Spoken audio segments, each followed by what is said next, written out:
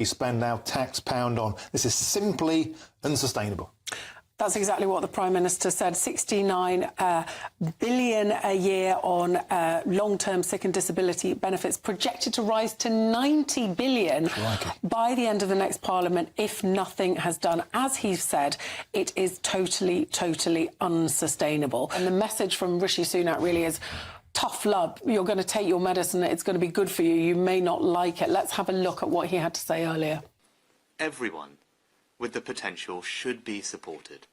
And not just to earn, but to contribute and belong.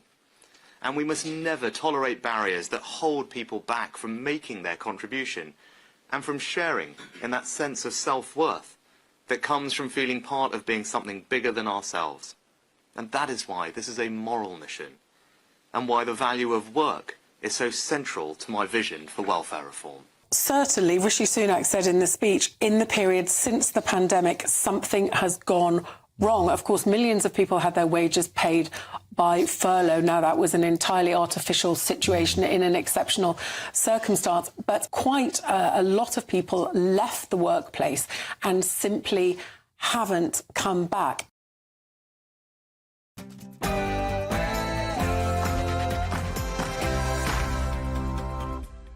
Very good morning to you. I'm Ben Leo alongside Olivia Utley, and this is Saturday Morning Live. Great to have your company this morning, and we have got an action-packed show to get to. We do indeed. All of the day's top stories with political commentators Joanna Jardew and Alex Armstrong.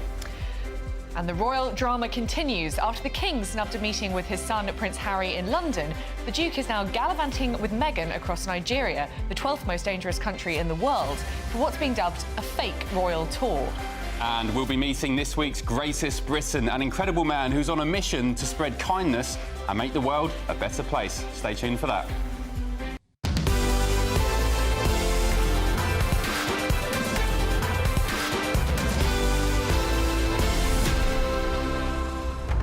And I'm not sure if you guys at home have seen, or you, Olivia, but Philip Schofield of This Morning fame, apparently he's plotting a big TV comeback. He was snapped out and about with Declan Donnelly over the past couple of nights. Elsewhere, Wes Streeting, the shadow Labour Health Secretary, he's done a big interview in The Sun this morning saying he's anti-woke. Will you believe that? Changed his tune a little bit, I think, Wes Streeting there. He's the guy who said, of course, that trans women are women, etc., etc., supported Black Lives Matter. Tell us what you think about that. Plus, a big weather weekend. Balmy hot weather still expected today and tomorrow. And last night's spectacular Northern Lights show. Philip sent us this photo from Wakefield, and please do keep sending in your pictures. Ben and I were asleep and we are very jealous, so we want to hear from you. Send your views and posts by visiting gbnews.com/yoursay. But before we do anything else, Sophia Wensler has all your news headlines.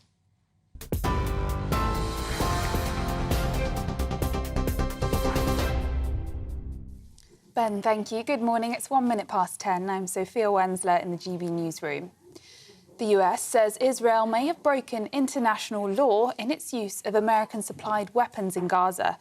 The State Department says it's reasonable to assess that they've been used in ways that are inconsistent with Israel's obligations. It stopped short of a definitive assessment, saying the chaos of war made it difficult to verify alleged violations. The document also noted Hamas uses civilian infrastructure for military purposes and civilians as human shields. The findings come as Israel warns residents in Rafah to evacuate more areas of the city. A police officer has been shot in the leg with a crossbow in Buckinghamshire. The officer was responding to reports of a stabbing in High Wycombe last night. A 54-year-old man has been arrested on suspicion of attempted murder. He was shot by an armed officer and is now in hospital under police supervision with potentially life-changing injuries. Now, drivers are being warned to only travel if absolutely necessary following the unprecedented closure of the M25. The 5-mile stretch in Surrey between junctions 9 and 10 is now shut until 6 a.m. on Monday, causing delays and a 19-mile diversion. This is the first scheduled daytime shutdown of all lanes on the M25 since it opened back in 1986. Travel journalist Simon Calder has a warning for travellers. Big worry today and tomorrow, and this continues until 6 a.m. on Monday morning is that people will just think, well, it was fine last time, so we won't change our plans. If that were to happen, it would be quite messy, not least because they're saying, go by other forms of transport. And you think, OK, well, I will go from London to Portsmouth by train then, which you can't do because there's engineering works. A former leader of the Labour Party has claimed voters aren't in love with Sir Keir Starmer. Lord Kinnock says voters in Britain are not yet in love with the current Labour leader, with concerns emerging of a shock result in the upcoming election. It could be a repeat of the 1992 when Kinnock lost an election that was thought to be unlosable. Shadow Minister Nick Thomas-Symonds says he doesn't agree. But what we need for 2024 is a different type of leader. We need a leader like Keir Starmer, who frankly understands the scale of the challenges and is a serious figure for serious times, who is willing to put in that hard, difficult work that is required to tackle the profound challenges we face. And we are aiming to win. We do not go out there aiming for anything less than a Labour government with a working majority, and that's absolutely what our focus will be.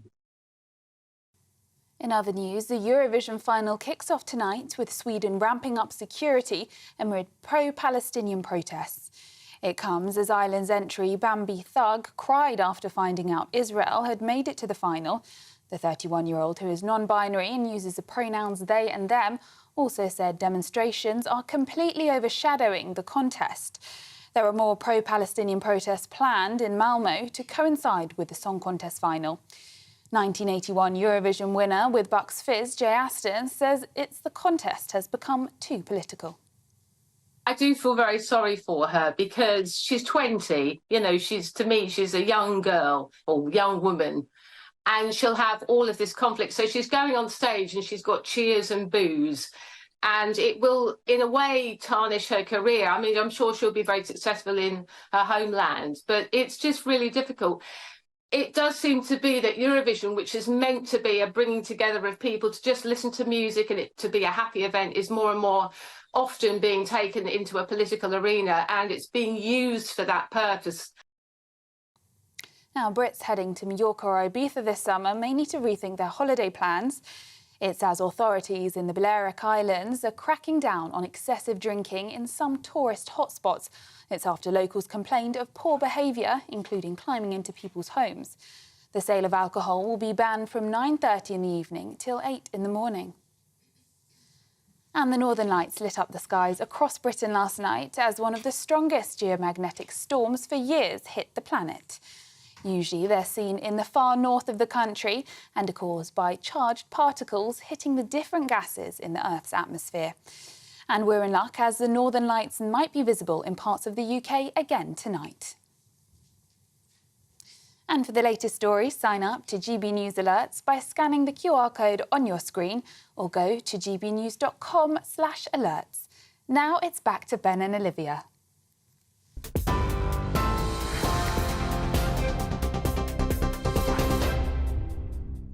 Very good morning to you. Welcome to Saturday Morning Live. I'm a bit gutted, Liv, because we missed the Northern Lights last night. I saw someone tweeting about it and I thought, nah, I'm never going to see it. Oh, so you knew? I actually knew, but I didn't really believe it, so I went to bed. Oh, well, I didn't even know. And I spent a couple of grand in January going to Iceland to see them, and I didn't see them. So there we go. But apparently Sophia just said they're on tonight, so hopefully if we stay up... I know, I'm very excited for that. I'm definitely staying up. Sink a couple of Red Bulls or some coffee, stay up, and then hopefully, yeah, fingers crossed we get a repeat of last night. Anyway, lots coming up in today's show. Let's start with some politics, because former Labour leader Lord Kinnock has claimed that voters in Britain are not yet in love with Sir Keir Starmer, with concerns emerging of a shock result in the upcoming election. Well, back in 1992, Kinnock lost an election that was thought to be unlosable, and Labour Party chairman Annalise Dodds has echoed these concerns, saying this morning that Labour can be very good at losing elections people thought we would win.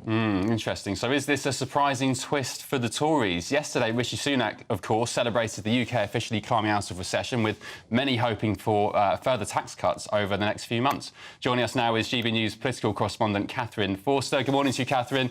Is it all said and done? Are the Tories really obliterated, as people have been saying, or have they got a slight chance of a comeback here?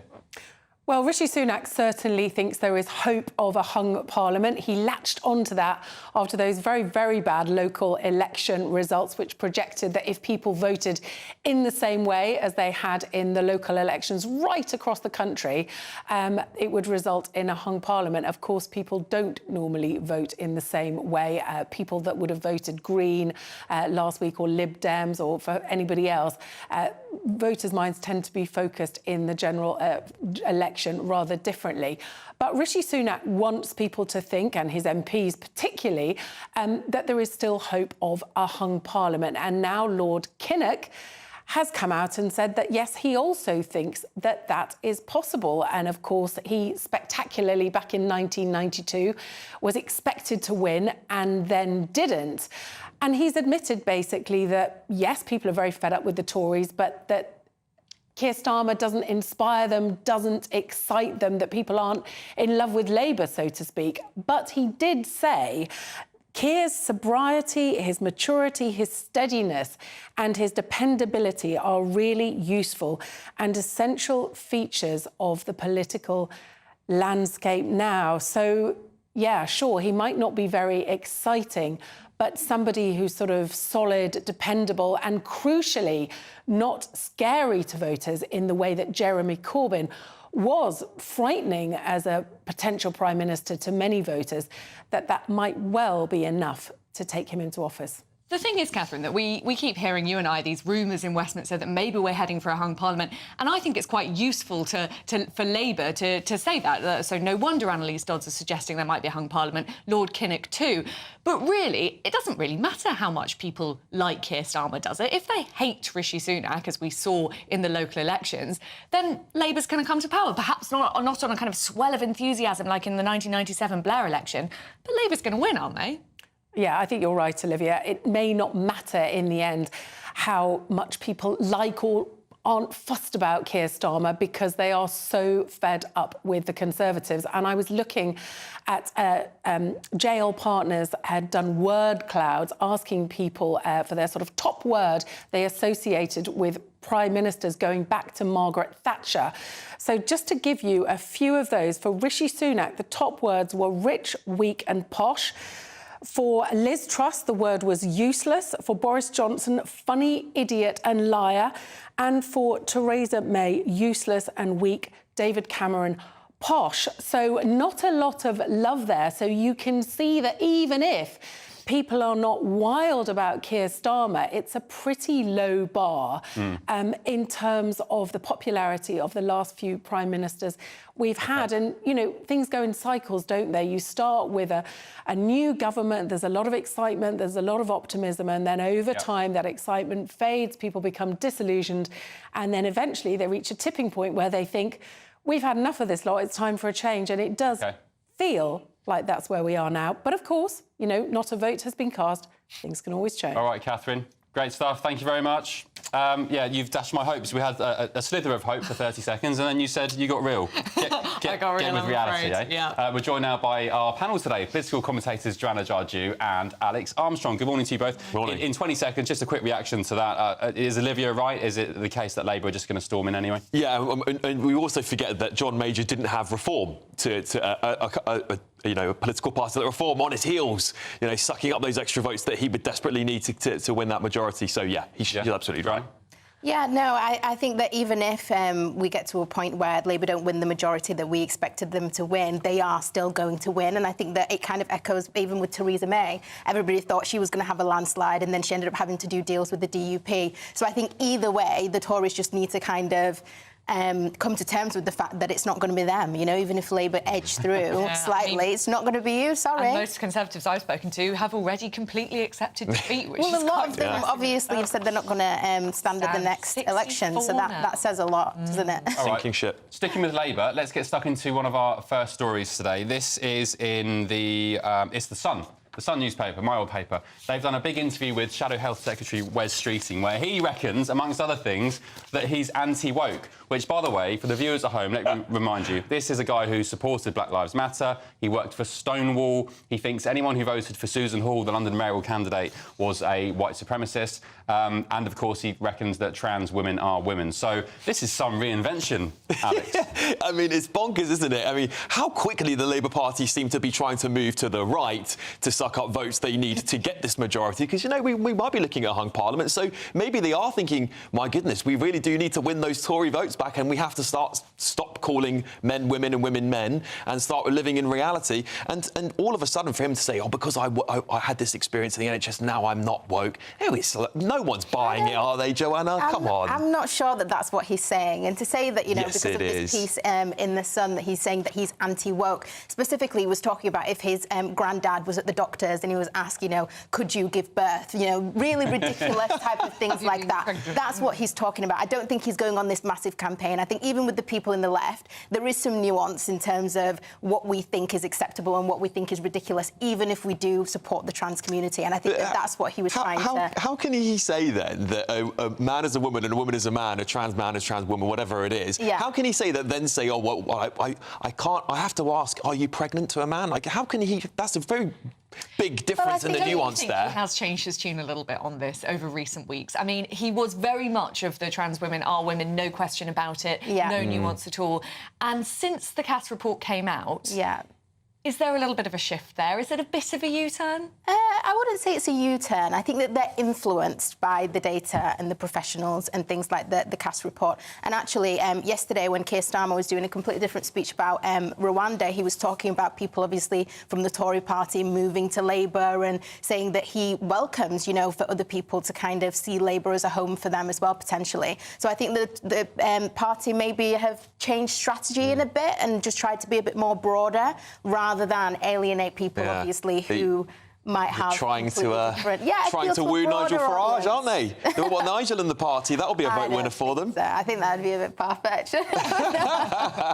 Talking of woke, there was obviously this huge furore over the past couple of weeks about women not being allowed to join the Garrick Club. All sorts of men suddenly realising that it was a men's-only club and stepping away, resigning their memberships in total horror. The Garrick has now said that it will admit women in, and Judi Dench is going to be the first one. What do you make of that? Would you want to be a member of the Garrick Club? I'm not sure I would be. I think I would, you know. I think I would. Not for fun, I must admit. It's not something... It's not like other members' club that you might kind of join just to socialise. But I think from a business perspective, if it was right for me in that context, because let's not forget that these members' clubs are there for a purpose, and these men end up networking and you end up getting jobs through it. So when you've got people who are, you know, really high up at the Opera House and different institutions, that's how people get opportunities. So I think for most women, they'll be happy to be able to get through the door, but it will be important as well how much the men kind of embrace them and embrace this change. What about safe spaces for men, Joanna? Oh, we know come the left. Safe spaces. Women's safe spaces. You laugh about it, but male suicide is the biggest killer of, was it, men under 50? It is, that's correct, yeah. And I mean, there are women's-only groups out there, aren't there? There is a women's-only club, the Albright Club, and there's institutions like the Women's Institute. Will men be joining that soon?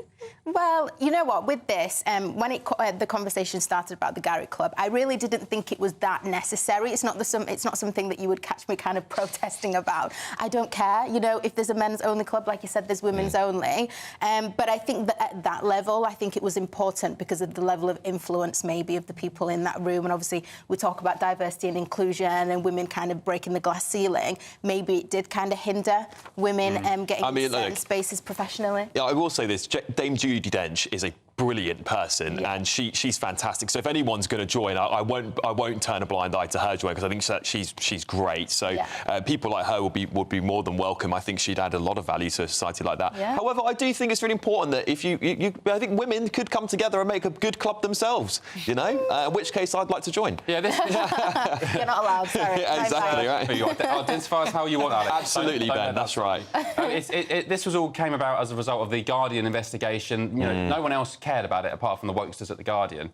And then all of a sudden, all the higher-up Garrick Club members were saying, oh, yeah, no, maybe we should allow women. It's like, no, you only think that because you've just been exposed in The Guardian. Exactly. So stick to your principles. Talking of elitist members' clubs, apparently Soho House, and if you guys don't know, if you're outside the M25, I realise this is very London-centric, but Soho House, which is a very posh string of members' clubs across London. They've got one in Oxford, Soho Farmhouse, where all the posh London metropolitan elitists frequent. Their membership waiting list is at record highs. I'm not a member. Alex, are you? No. Do you frequent that place? I'm so surprised absolutely at that. not. I'm surprised, actually. No, first of all, it's ridiculously overpriced. I mean, I've been a guest. I'm actually a guest of, some of the champagne socialists that we sometimes come on air with. Love, actually, to go to Soho House and spend all their money on these ridiculous memberships clubs. But it's about £2 a month or something ridiculous like that.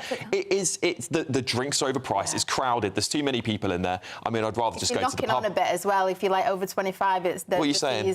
Well, we've hit the 3rd floor now, so, people charge us more. But I'm so surprised that you're not a member. No, never I would would have be. thought that you would have been the London tech bro poster boy for Soho House. There we go. It's not actually an insult, but it's like, That's not my cup of tea. House is kind of cool. Soho House once, yeah. It's not really my kind of place either. Crowded. What do you think?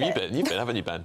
I've never been to Soho House. No, sorry, I've been once. But let me tell you something. There are people in this building who rail against the elite and the establishment. Yes, there is. And they are members of Soho House. Ooh. They're down there every week, and sinking drinks and fancy cocktails. And you're right. It's juicy, getting close to home. They are not my people. It's not my scene. I always scuttle straight back to West Sussex, down by the seaside. I get a 99 with a flake. That's for me. Thank you very much. Right, thank you, guys. Joanna Jarju, Alex Armstrong, great start. You have been sending us your pictures of the amazing Northern Lights from last night, so let's take a quick look. Claire from Telford sent us... Oh, look at that. That's amazing.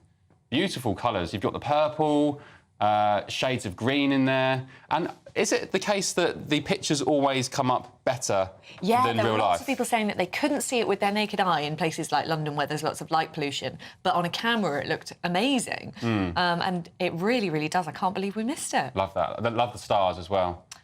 This one is from Roy from Barnsley. Oh, I love that one. I like the... looks like an angel in the sky. Yeah. Or an eagle. They were saying an eagle in my ear. Eagle, angel. Yeah. Great stuff. Yeah, keep sending them in. And fingers crossed, we're going to be able to see them ourselves tonight, Liv. Yes, we're going to stay up late tonight. But coming up, we're going to be joined by a meteorologist who predicted what is going to be the hottest day of the year so far. How are you all coping at home? Yeah, how are you coping in 21-degree heat? Sweltering, eh? It's too hot for me. Stick with us. This is Saturday Morning Live on GB News, Britain's news channel.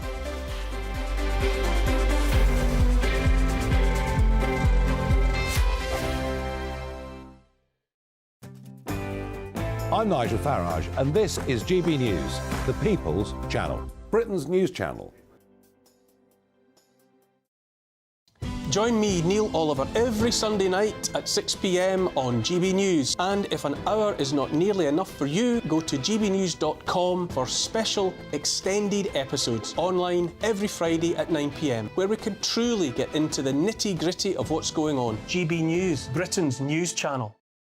Dubes & Co. Weekdays from 6 p.m. Organisations, plural, because there's loads of people doing this, that organisations are charging schools to be part of this odd league table about who's trying to outdo who when it comes to who is more trans-inclusive with the kids than the next person. There's something makes me uneasy about this. Supposing a child comes home and says, you think, oh, I've done well today.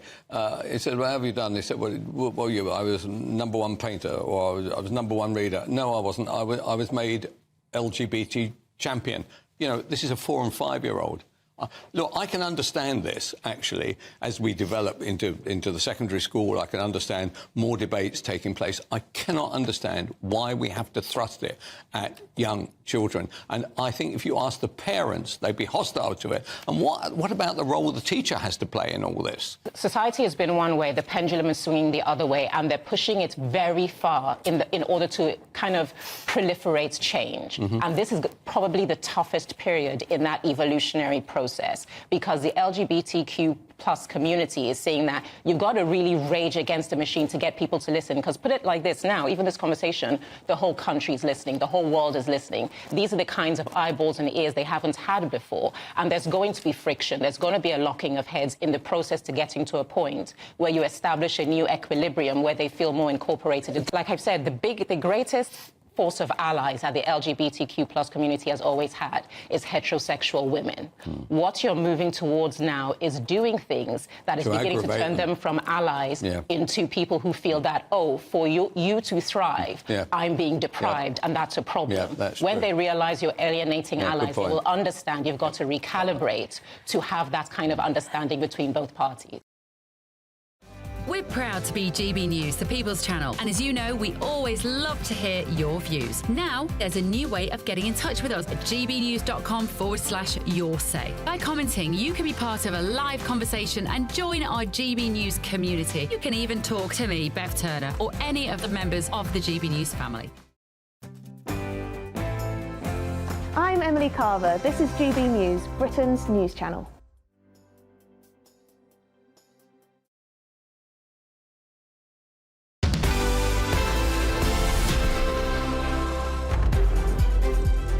Welcome back, and don't forget to keep sending us questions about the topics in this week's show, and we'll chat through them with our panel and guests. OK, let's see what you've been saying on the emails and gbnews.com/your say. Andrew, good morning. You say, Ben, the Soho Club membership is more than my monthly wage. Wow. So I think it's £2,000 a year for Soho House or something akin to that.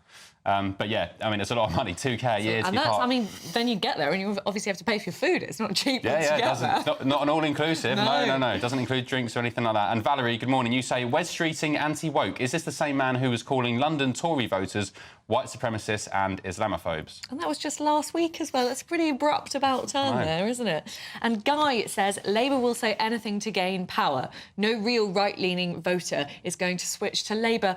I'm not so sure about that, you know. I know a few. Right-leaning voters switching to Labour? Switching to Labour, yeah. And then how... I argue they were never right-wing in the first place, They're just so fed up with the Conservative Party. I really don't believe you can 1 minute, especially as an adult, be a Conservative or a Socialist and then just switch like Natalie Elphicke did. But I think people who aren't that political... I mean, Natalie Elphicke is a bizarre situation, but people who aren't that into current affairs, aren't that into politics, think of themselves as small status but fed up with the Conservative Party. OK. That makes sense. OK, and one last one. Ron says, I still can't believe the Tories think tax cuts are the way they can win an election when every one of our services is up the Swanee. Right, now, most of us will be happy to see that the sun is shining. Yes, I am. And Britain's finally starting to get some good weather, with temperatures set to soar up to 26 degrees this weekend. However, it might all be good news, as a survey published this week has revealed that hundreds of the world's top climate scientists predict we will see global temperatures rise to at least 2.5 degrees above pre-industrial levels this century. Yeah, OK.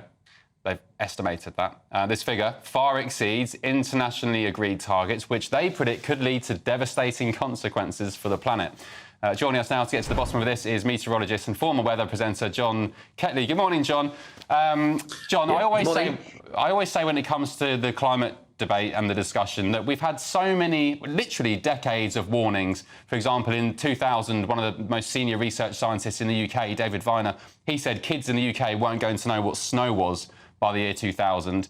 The UN was predicting an ice age in 1978. So how can we take these kind of predictions seriously? Well, I'm not going to sit on the fence with this one. I do agree with you, actually, Ben. I do agree with you totally, because we've seen all sorts of weird and wonderful variations in prediction for the next century. And obviously, some of them are going to be spot on because we are in a warming world at the moment. There's no question about that. The world is warming up, but how it's going to change climatically as we go through the coming decades is still open to question, I think. And you're right, going back to the early 1970s, we're in a period of global cooling. And in that period, we actually saw two of the hottest summers ever in this country in 75 and 76. And that was in a period of global cooling. And then things changed once again. And we've had some pretty rotten summers, it has to be said, in this period where we're supposed to be warming up all the time. I mean, if you go back to 2003 and 2006, we had some fantastic heat waves. But the summers of 2007, 12, 9, several of them were absolutely diabolical. So It just depends which way the coin falls, really, because we are going to see completely different types of weather in different years. And it doesn't mean to say that that's a change in the climate. It just means that we're seeing huge variations from year to year and from decade to decade. So what's this 2.5 degrees? Because the target was 1.5 degrees, wasn't it? What's the significance of that? Or are these just experts pulling numbers out of a hat? Yeah, I think they are, in my opinion. I'm not a climate expert by any means. I like to talk about the weather. There's plenty of that going about, and it's difficult to get it right day to day. So when you're talking about 2.5 degrees, I don't think that's any big deal. I mean, if you go back to 2000, as Ben intimated earlier on, there were talk in 2000 that we were going to see a rise in temperature in this century, somewhere between 2 degrees and 6 degrees. And that's been modified markedly in the past 10 years. And now they just talk about figures like 1.5 to 2.5. That's the sort of thing, which seems much more realistic, I've got to say, in this world, which is warming up all the time. Well, John, apparently last month was the hottest April in so many years, but as far as I remember, it was just raining all the time. It rained every day. Exactly. It was rubbish. Well, it wasn't. No, I mean, if you look at England last month, it was about the 30th warmest since 1659. It was nothing special. It was raining all the time, as you say. And in fact, it started off pretty warm and got much, much colder in the final week. What about the weather this weekend, today and tomorrow? What can we expect? Well, today we've got some higher temperatures coming, and the hottest weather is not where you'd expect it to be, somewhere in London, where it often is. It was 25 degrees in London on Thursday. That's the hottest so far this year. Yesterday, lots of places got 24. Today, the hottest weather will be over northwest England up into Scotland, where you'll probably see 26, maybe 27 degrees. And that's just about right for initiating, triggering one or two thunderstorms in that part of the world. All right, John, great stuff. Thanks very much. I'll just say, I'll play devil's advocate and just repeat the information here from the news story about the climate. It says almost 80% of respondents from the authoritative Intergovernmental Panel on Climate Change, the IPCC, foresee at least a 2.5% of global heating, whilst almost half anticipate at least a 3-degree rise. And they are warning that rise to 2.5 degrees will be catastrophic and semi-dystopian. So, yeah, make of that what you will. Happy weekend. Let's move now to our reporter, Will Hollis, our East Midlands reporter, who is in Nottingham, I think, Will. The sun's already shining. It's basking in your face. Is it hot in that suit?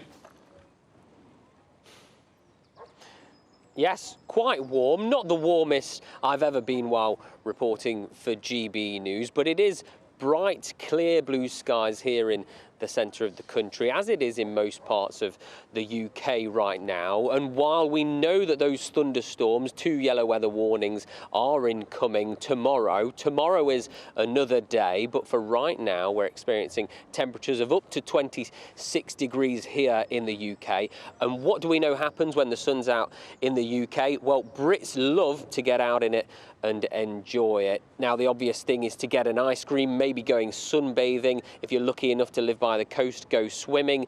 And while right now the temperatures are not hot enough for the UK HSA, the Health Security Agency, to issue a heat health alert, there are some warnings from the Met Office around being a little bit more careful with traffic and travel. We know that there could be disruptions. The general advice still applies when it starts to get a little bit warmer, particularly things like making sure that if you are in the sun for long periods of time, that you are wearing sun cream and that you occasionally go into the shade, that you are drinking water and staying hydrated. One of the biggest risks to people that are in the sun enjoying it a little bit too much is heat stroke, which can make people quite sick, dehydration as well. But the big thing, particularly for a quick and sudden loss of life, is the risks from drowning by being in an open water swimming area where you really shouldn't be. Now, this is one of those areas where it is advised never to go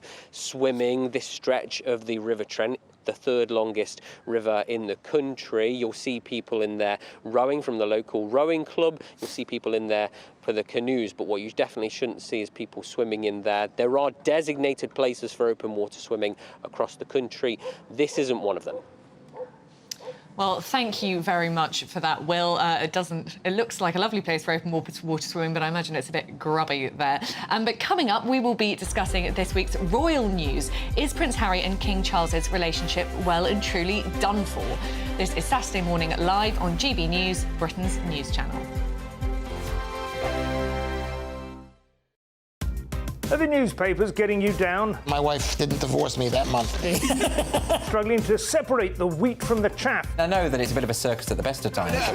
Well, don't worry. Headliners has got you covered. We'll take the burden of reading the day's news, and if we get depressed, who cares? It's an occupational hazard, frankly. That's Headliners on GB News from 11 p.m. till midnight, and the following morning, 5 till 6 a.m. on GB News, the comedy channel. Nah, just kidding. Britain's news channel.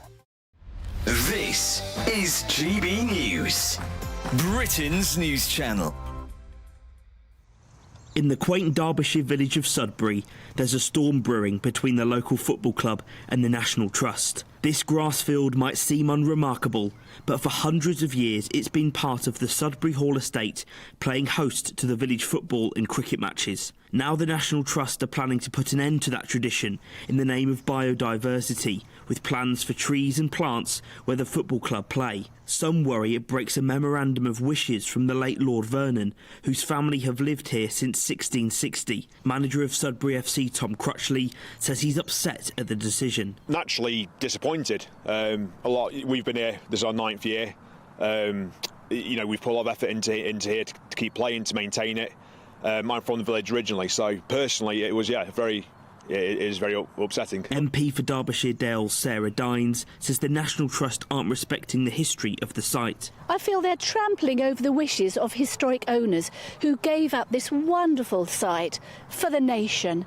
And for over 100 years, people have played football and cricket here. It's incredibly sad. Incredibly sad. And it's against the wishes of a lot of people locally who've written to me from the village. Sudbury Hall lives under the branding of the Children's Country House, a decision which Dines says is disrespectful to the history of the estate. I mean, this is fake to make it into a children's theme park. It's almost a reimagining. And in fact, that's the very words it says on their website. The house is reopened. It's been reimagined. I don't want our heritage to be reimagined. I think the National Trust it's been captured by people who have different ideas than most people in this country. Whilst the public will still be able to roam these historic grounds, the village feels like a legacy is being snatched away. Jack Carson, GB News, Sudbury. I'm Patrick Christie's. Every weeknight from 9, I bring you 2 hours of unmissable, explosive debate and headline-grabbing interviews. What impact has that had? We got death threats and the bomb threat and so on. Our job is to do what's in the best interest of our country. You made my argument for me. My guests and I tackle the issues that really matter, with a sharp take on every story. I'm hearing it up and down the country. That was a beginning, not an end. Patrick Christie's tonight from 9 p.m. only on GB News, Britain's news channel.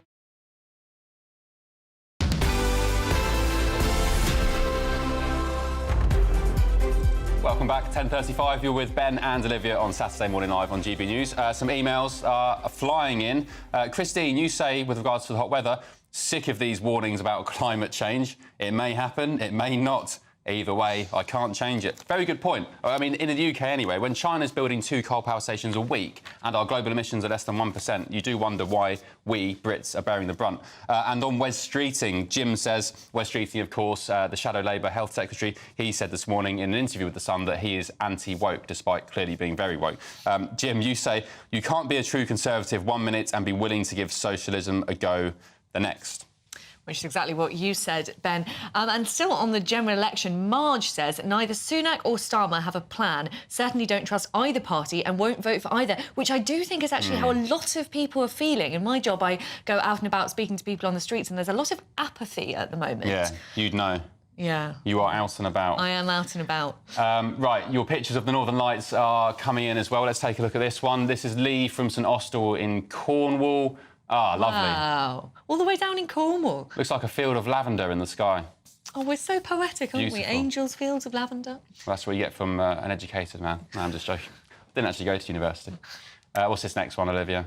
Alex from Winchester sent this one. Oh, beautiful colours there. That's fantastic. We keep seeing that green, don't we? I wonder how that works. Yeah. Yeah, I know someone who's in Sweden at the moment to see the Northern Lights. Can't see them there. And in your back garden in London. Typical. I keep seeing loads of tweets about it. People going to Iceland, as I did in January, paying thousands of pounds to go and see the Northern Lights. I never saw them in Iceland. We saw a very thin film, but it was pretty lame, to be fair. Anyway, let's move on. Some royal news now. Prince Harry, he was back on home soil this week for the service of Thanksgiving to celebrate the 10th anniversary of his Invictus Games project. His mother, Princess Diana's siblings, Earl Spencer and Lady Jane Fellows, joined him at the service at St Paul's Cathedral. However, members of the royal family were notably absent, with the King hosting the first Buckingham Palace garden party of the year at the same time. Harry's spokesperson said that Charles, his father, and his son have not met during Harry's brief UK visit due to the, quote, King's full programme. Sounds ominous. And it's day 2 of the Duke and Duchess's tour of Nigeria in what many are calling a royal tour on their terms. It's really interesting, this, isn't it? Because it does look like a royal tour, but of course they're not royals anymore. No, it's a fake royal tour, some are saying.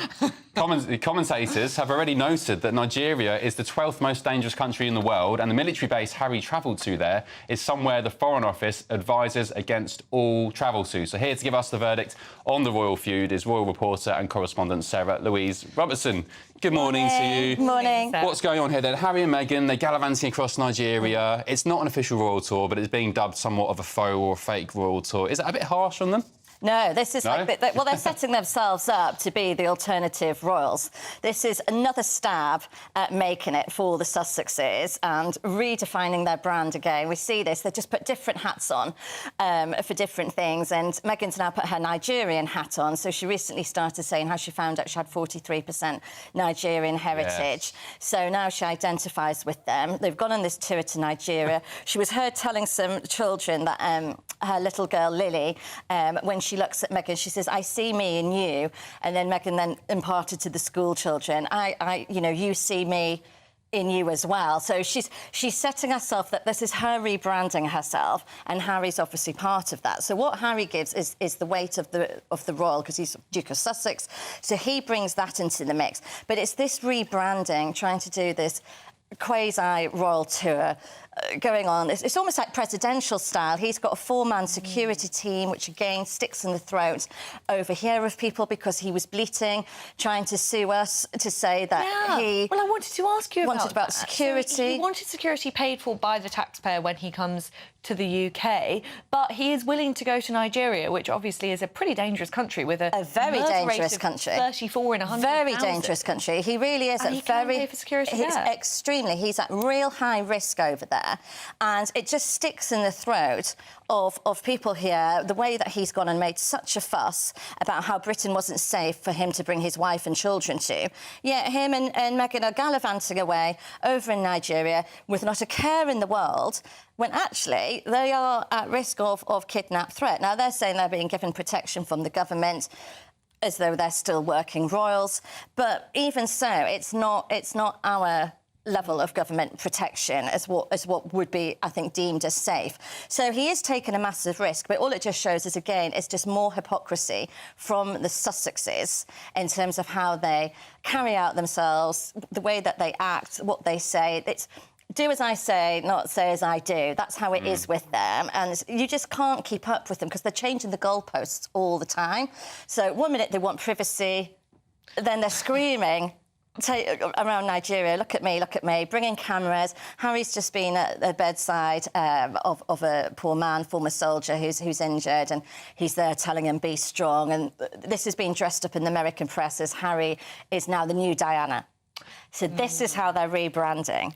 And it's very interesting that there's this split as well, more than ever, between our royal family and those two. And it has these echoes back to the times of when Princess Diana, Harry's mother, and King Charles separated, and you were either in Diana's camp or you were in the King's camp. Familiar, doesn't it? It's exactly like that, and this is what we've seen with the service at the Invictus service at St Paul's Cathedral. That divide. The thing is, Harry's echoing his mother again, or trying to impersonate her. Did you see that story? Very, very briefly, we're pushed for time. Did you see that story about Meghan? Apparently, I'm not sure if it's true, so I'll just say that. But Meghan apparently was rumoured to be saying that she gets messages from Princess Diana, like spiritual. Nothing surprises me.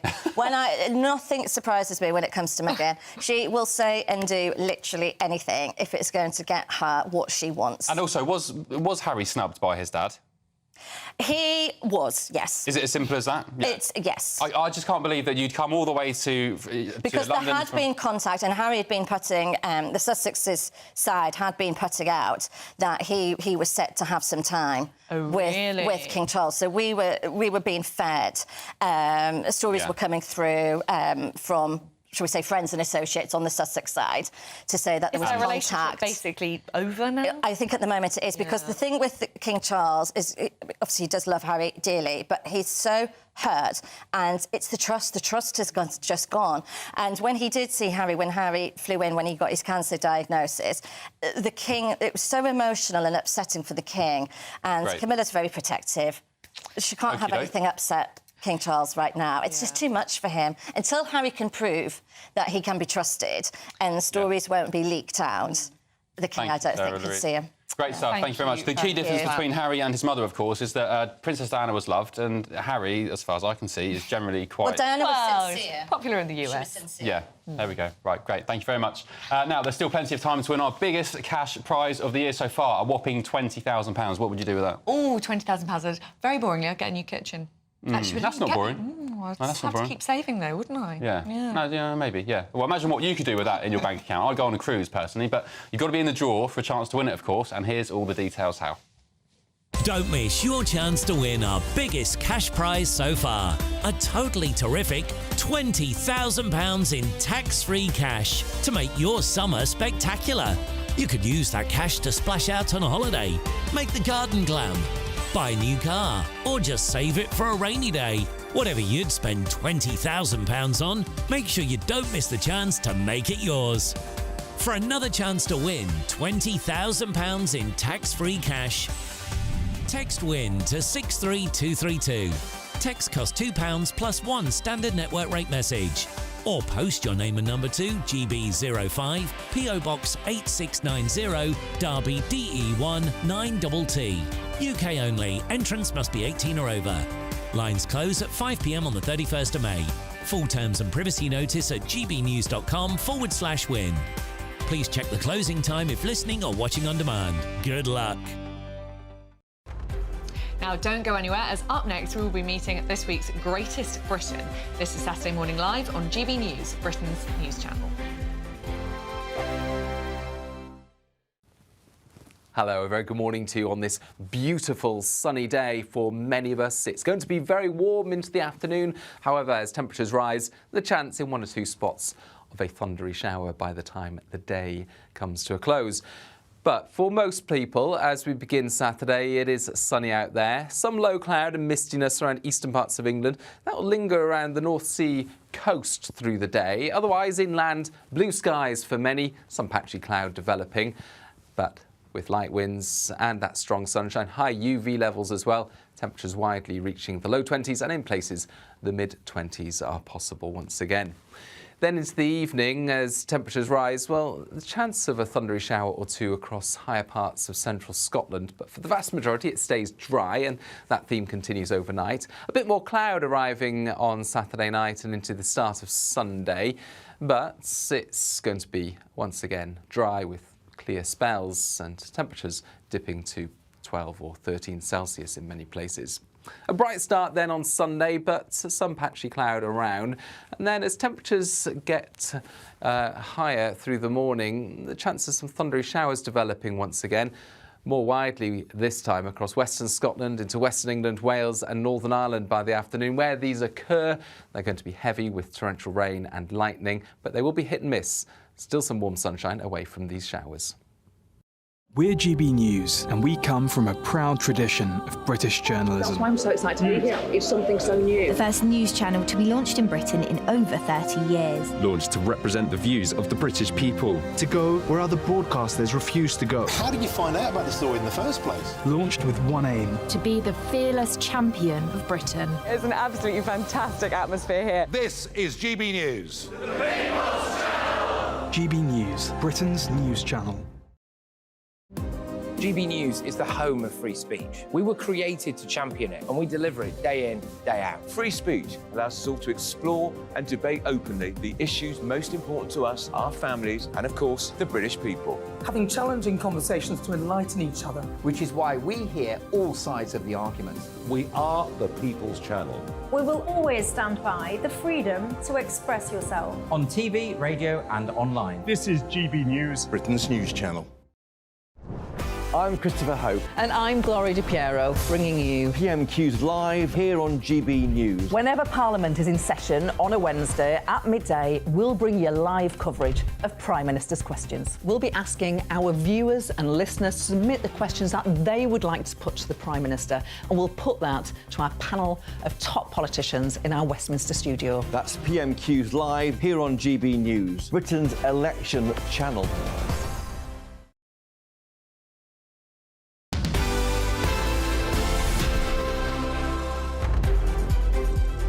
Now, every week on Saturday Morning Live, we shine a light on amazing people who do amazing things. And this week, we're joined by Atiq Rahman, who 2 years ago founded his charity Unspoken. And in those 2 years, Atiq has gone on to do something pretty extraordinary. The charity runs an event called Good Deeds 24, and it's where people from all over the country come together to help those in need for 24 hours. This includes feeding the homeless on the streets of London, helping people in retirement homes and refuge centres, dog rescues, and for the next event in June, they'll be doing things like revamping the garden of a local hospital. They also have plans to deliver as many toys as possible to local hospitals in the country as they can at Christmas. Atiq's ethos is simple. He wants to help make the world a better place. Unspoken is all about unity, love and kindness and providing a voice to those who need it. And he's here with us now to tell us all about it. Good morning, Atiq. Congratulations, first of all, for being our Greatest Britain this week. Fantastic. Thank you so much for having me. Thank you. And I've got to say, there's nothing really to critique about what you're doing. It's just good vibes. You're helping people. Just explain when it started, when did you found Unspoken, and what are you getting up to? So, I've been in the charity sector for about 10 years now. And I was born in this country. And I thought it's about time we gave back to home again, right? So we set up a company called Unspoken. Unspoken means giving a voice to people who are vulnerable. It doesn't matter if you've lost your dog. It doesn't matter if you've hurt yourself doing something, offloading. And I found that a lot of people don't have the ability to talk through networking and stuff. So I started myself. Motivational speaking. By the way, just want to put it out there, I am the best motivational speaker on the planet. I can imagine that. And I wake up every morning and I thank Allah, the most kind, the most merciful, for giving me the opportunity through religion to learn so much about good deeds. So because of my religion, I thought... So you're a Muslim, right? I'm a Muslim, I'm a proud Muslim, and through the teachings of our Prophet, beloved Prophet, Muhammad sallallahu alaihi wasallam, good deed is very important in my religion, and that means to every race, every religion, every creed. It doesn't matter who you are. Through the teachings, we are taught to love people, all of mankind. So with the project of Good Deeds 24, it started beautiful memories just there right now in homes and stuff, where we united all religions and faiths together. It was an idea. And it doesn't matter who you're helping. They can be Christians, they can be white, they can be black. Oh, my God, that's what we want to do. Yeah. That's what we want to do. That's a refreshing message in these We want to do that. That's the point, man. We want to help anybody. Don't care what religion or race you're from. My job is to love you, care for you, and make you part of the family. So Good Deeds 24, basically, you're running around the UK over a 24-hour period, helping as many people as you possibly can. And I tell you what, it was a little bit of an eye-opener. When we all set it up, we had a beautiful donation come through for PPV. They donated a coach. Oh, they donated a coach. Somebody else said, we'll give you this, we'll give you our time. You got to imagine these people are from all different backgrounds and statuses. And when we get together, we're all just one. We break bread together. It's our brothers and sisters together. And when you see it, I call it the colourful family. Because you got people with tattoos, you got people with different races and religions and creeds. And that's what Islam is all about, uniting people together, right? Tell us what you're doing next month with this hospital. So what we're doing, I've been doing with the local hospital with Amazon Ward. They want their garden redoing. So we do a toy drop normally. This time they need their garden re-ramping. So we're going to do the garden. We're going to be going up to Manchester. We're doing a local homeless there, dog shelter. You know, all sorts of things, yeah. And also, how many volunteers have you got? At the moment, we've got on board this year. We've got about 70. Great. Wow. Normally, it's going to hit this year. It's going to hit over 120 people at least. We've got priests involved. We've got imams involved. Oh, fantastic! We've got people. We've got a couple of doctors on board this time. So you make a conscious and concise effort to involve everyone. You're not Islam exclusive. That said, as Olivia alluded to already, what do you make of the tribal and toxic and divided times we see today, particularly with the Israel-Gaza situation? Look, everything I believe is hate, killing is killing. Whichever side is doing it is plain wrong. Do you understand me? So my stand is we pray for everybody. What's happening in Palestine is horrific. It's horrific. I'll go to sleep crying because nobody should be able to witness such horrific stuff that's happening in Palestine now. Yeah, what you're doing feels like a real antidote to what's going on. So let's not face this negativity of the world's president. Let's get together and let's save the children. Positive, yeah. Let's be positive about what's going on and help the people all around the globe. When you're doing your 24-hour projects, do you stop? Do you eat? Do you sleep? Or is it 24? Of course we do. Of course we share food, we share love, we share kindness for 24 hours. But the rule is we don't sleep. We're not allowed to sleep. I think, by the way, normally you shave your head, don't you? Yes, I do. Yeah. But you are growing your hair out. Why? I'm growing my hair for a little girl. She's got cancer. So this is going to go towards a wig. Oh, amazing. I hate having this, by the way. Give us a twirl of your head. I hate having this, by the way. And honestly, there was something going on, and this little girl needs a wig. And I thought, you know what, I can grow my hair. So why not? Let's do it. So what do you get out of doing this? Why? What motivates you to do it? What inspired you? What do you get out of it? Everything that I do in my life, it all boils down to my religion. My religion is probably the most... I knock on God's door 5 times a day when I pray. It's a check-in for me, a communication, and what the teachings of the Prophet, peace be upon him, has taught us. And that is my buzz, helping people. I don't want no return back because I've got health. Let me tell you something now before I give you a scenario. I'm going to ask you a question. There's 2 pictures. One, there's a child with a full cake and there's a piece missing, but he's sad. And the second picture is a child with 1 piece, but he's really happy. Why?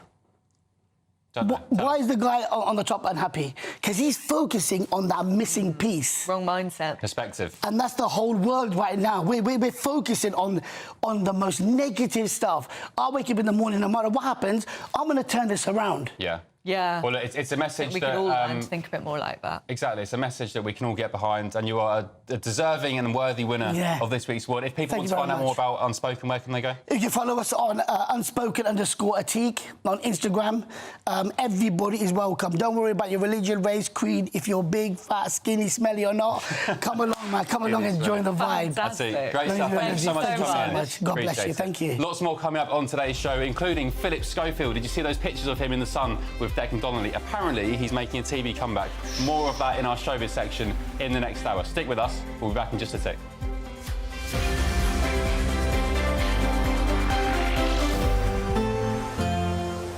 Looks like things are heating up. Boxed boilers, sponsors of weather on GB News. Hello there, welcome to your latest GB News weather forecast on the Met Office. Well, for the rest of today, many of us, it's largely dry and fine. There will be a few showers across the north, but with high pressure remaining in charge, for most of us, we should see some sunny skies and in the sunshine feeling fairly warm once again. So for many, as I mentioned, a dry day, but some eastern coast just hanging on to some low clouds, some mist and fog. So feeling quite cool here, and a few showers just developing during the heat of the day across the north. Could even hear a few rumbles of thunder. But in the sunniest spots, we'll see highs reaching 24, 25 degrees. So into this evening, many areas remaining dry and clear, any showers fading away across Scotland and northern England. So another fairly good chance to see the northern lights tonight, especially across more northern parts of the country. However, some eastern coast just hanging on to some low cloud here, so it may be a bit more of a struggle here. But for all of us, it's going to be a fairly mild night, most towns and cities staying in double figures. So a dry and bright start for many. Again, some eastern coast on Sunday morning remaining quite murky and quite disappointingly actually staying that way across some eastern coast of Scotland, north-eastern England. Elsewhere, lots of sunshine, but that will trigger some thunderstorms, especially as we go into the afternoon. Warnings are enforced across parts of the UK, so watch out for some torrential downpours in places. But in the sunshine, highs of 27 degrees possible. That warm feeling inside from Boxed Boilers, sponsors of weather on GB News.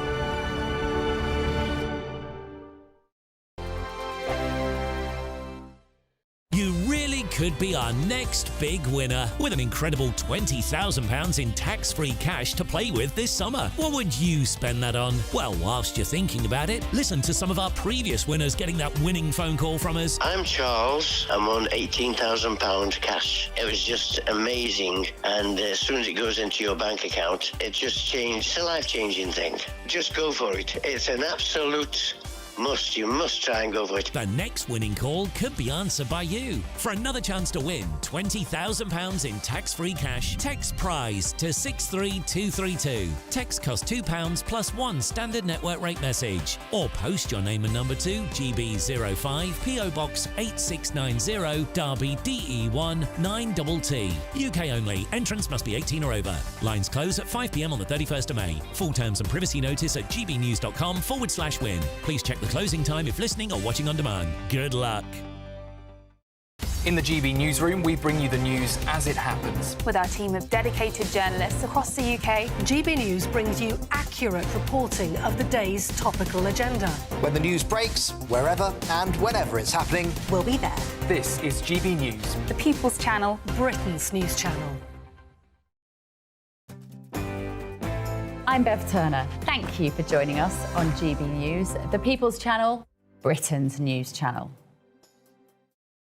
If you want your news to be straight talking, this is a nightmare for the Conservatives again. Down to earth. It's not just Nottingham where this is happening, is it? And most importantly, honest. Hard-working, middle-class taxpayers, they'll get their book thrown at them. They catch me, Martin Daubney, Monday to Friday, 3 till 6 p.m. on GB News, Britain's news channel. I'm Simon Evans, and this is GB News, Britain's news channel. Sunday nights on GB News. From 6, Neil Oliver. At 7, it's Free Speech Nation with Andrew Doyle. At 9, Mark Dolan. And at 11, get set for the week ahead with headliners. Tomorrow's papers tonight. GB News, the People's Channel, Britain's news channel. I'm Tom Harwood. This is GB News, Britain's news channel.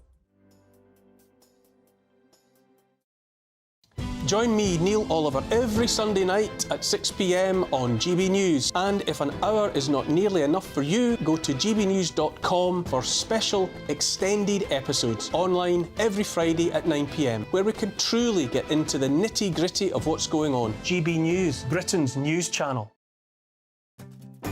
I'm Isabel Webster. Thanks for joining us on GB News, Britain's news channel.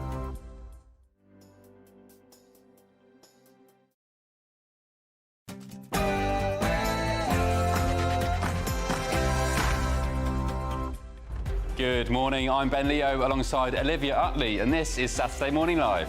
And it's great to have your company this morning. We have got an action-packed hour left for you. Yes, absolutely bursting with stories from all across the world, and our political commentators, our panel today, Joanna Jarju and Alex Armstrong, are riled and raring to go to get stuck into them.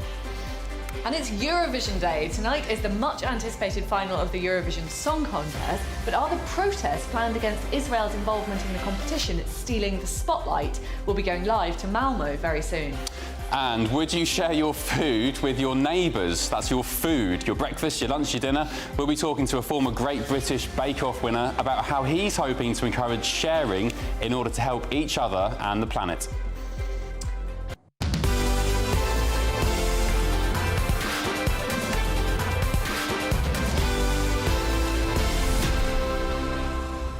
So I'm not sure about sharing my grub with my neighbours, but on Monday it's World Cocktail Day. Did you know that? Now you're talking. No, I didn't know that. So we've got a mixologist with us at the end of the show. Fantastic. Who's going to be rustling up some refreshing drinks. What's your favourite cocktail? Probably an old-fashioned. Oh, okay. Yeah, nice. Maybe an espresso martini for me or a mojito. Oh, that's a big talk, yeah. Let us know what your favourite is. gbnews.com/your say. For now, though, here's your news headlines with Sophia.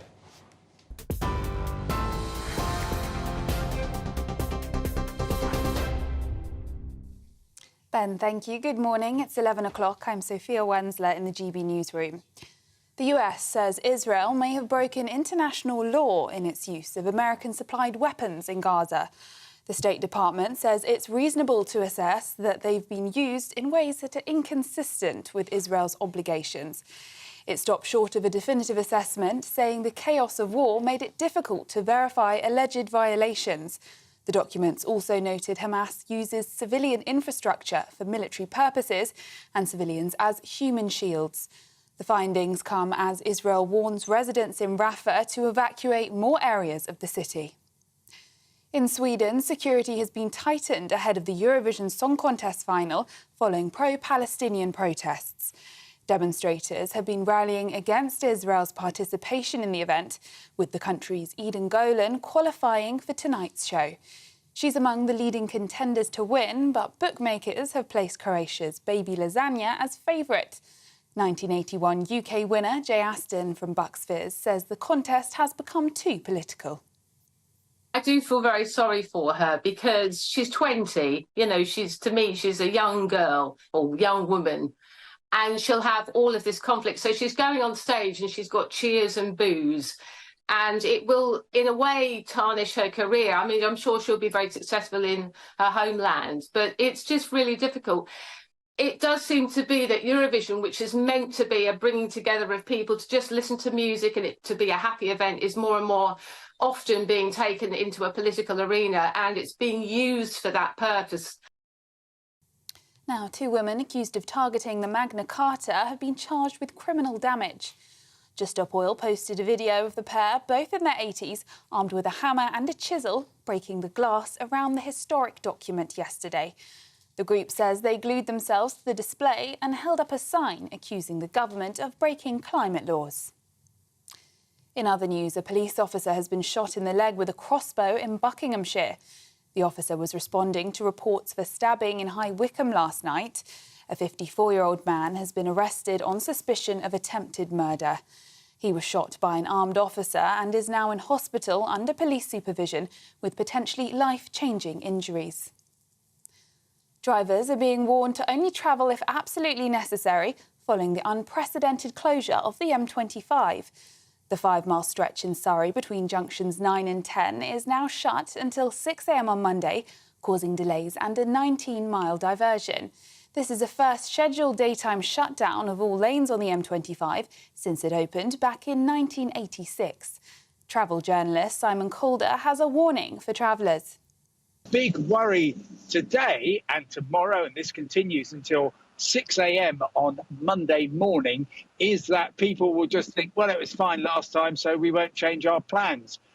If that were to happen, it would be quite messy, not least because they're saying, go by other forms of transport. And you think, OK, well, I will go from London to Portsmouth by train then, which you can't do because there's engineering works. Brits heading to Mallorca or Ibiza this summer may be rethinking their holiday plans. It says authorities in the Balearic Islands are cracking down on excessive drinking in some tourist hotspots. It's after locals complained of poor behaviour, including climbing into people's homes. The sale of alcohol will be banned from 9:30 in the evening to 8 in the morning. And the Northern Lights lit up the skies across Britain last night as one of the strongest geomagnetic storms for years hit the planet. Usually they're seen in the far north of the country and are caused by charged particles hitting the different gases in the Earth's atmosphere. And we're in luck as the Northern Lights might be visible in parts of the UK again tonight.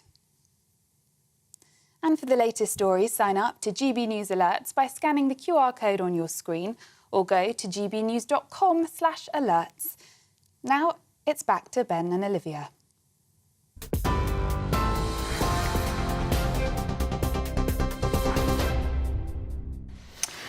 Welcome back, 11:06. Ben and Olivia with you on Saturday Morning Live. We're going to be joined by a very exciting guest later in the show to teach us all about the history of cocktails. I'm going to have a mojito, I think. I don't care what time it is.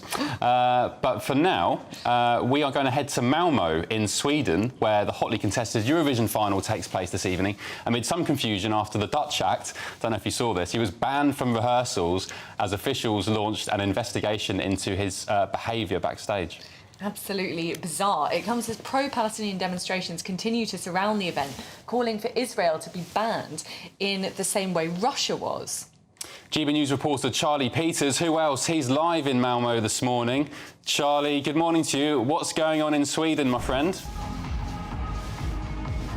Good morning, both of you. Well, the theme for this year's competition in Malmo in Sweden is United by Music, but it seems that the prevailing mood here is one of division, because of course behind me, while there is a great sense of fun and flags and partying as people queue up to go into the arena, there is also this anticipation of a 1,000-strong pro-Palestinian demonstration adjacent to the arena later this afternoon ahead of the grand final this evening. And while all that goes on, we have seen a significant security and police presence here outside the Malmo arena. Armed police have been patrolling the area. We've even seen specialist counter-terrorism officers on motorbikes conducting their own patrols. People I've spoken to here, though, are not deterred by that scene and by the perceived terror threat. They say there is, in Sweden, a 4 out of 5 threat of a terrorist attack here in the country. Malmo, in particular, has seen a sharp rise in grenade attacks in the last 10 years, but the prevailing mood here is about tonight's party. People I've spoken to in the last hour about the upcoming Eurovision contest did not want to answer questions about Eden Galan, the Israeli entrant who has been the source of so much controversy over the last week. Even in the last 12 hours, we've seen more contestants speaking out and slighting the Israeli contestant here. Last night, Bambi Thug, the Irish contestant at Eurovision, said that her team cried when Eden Galan was put through to the final. We also saw the Greek contestant shaking her head and rolling her eyes during a press conference. And as you said in your introduction, the Dutch act, Just Klein, is currently being investigated and is prohibited from rehearsing amid an unspecified incident following a press conference on Thursday evening after that semi-final. Will he compete tonight? Will this event go ahead properly without so much of the division we've seen over the last couple of days? Stay with me throughout the day as we find out. Do you think there's a chance, Charlie, that Israel might end up doing rather well? There seems to be quite a lot of sympathy for the Israeli act, who it feels is almost being bullied, quite often by people a lot older than herself. Significant sympathy, but at the same time also quite a lot of people trying to avoid the topic entirely, especially many of the people attending here. Some of them have referenced to me Russia being blocked in 2022 after the invasion of Ukraine, trying to make a comparison perhaps between the Israeli response to October the 7th and Russia's invasion, full-scale invasion of Ukraine in February of 2 years ago. But also at the same time, there has been that undercurrent of sympathy because Eden Galan, according to her team, has been stuck in her hotel room, ordered to remain there by Shin Bet, which is Israel's MI5. The head of that organization actually has flown into Sweden to manage her security arrangements while she's in the country. Now, is that an accurate representation of the threat that Eden Galan faces, or is it a PR move designed to attract more sympathy for the Israeli contestant? Well, it's not entirely clear, but one thing is for certain, is that she will, when she arrives at this venue later today, be attending with a ginormous security convoy. We saw armoured cars taking her to and from the venue for press conferences and her rehearsals, and indeed her competition in the semi-final earlier in the week. So those tensions are high, significant sympathy, but also quite a lot of silence on that issue. OK, Charlie Peters in Malmo, Sweden at Eurovision. Thanks very much. Stay safe and have fun, if you can. Not sure I'd be having fun at Eurovision, not a massive fan. Right, we're going to be joined now by our top panel, political commentators Joanna Jarju and Alex Armstrong. Let's get stuck into more stories of the day. This one particularly I like. Philip Schofield, he was snapped out and about with Declan Donnelly, his former ITV colleague, and rumour has it, so he had a 4-hour dinner. That's a fact, they pictured him at dinner.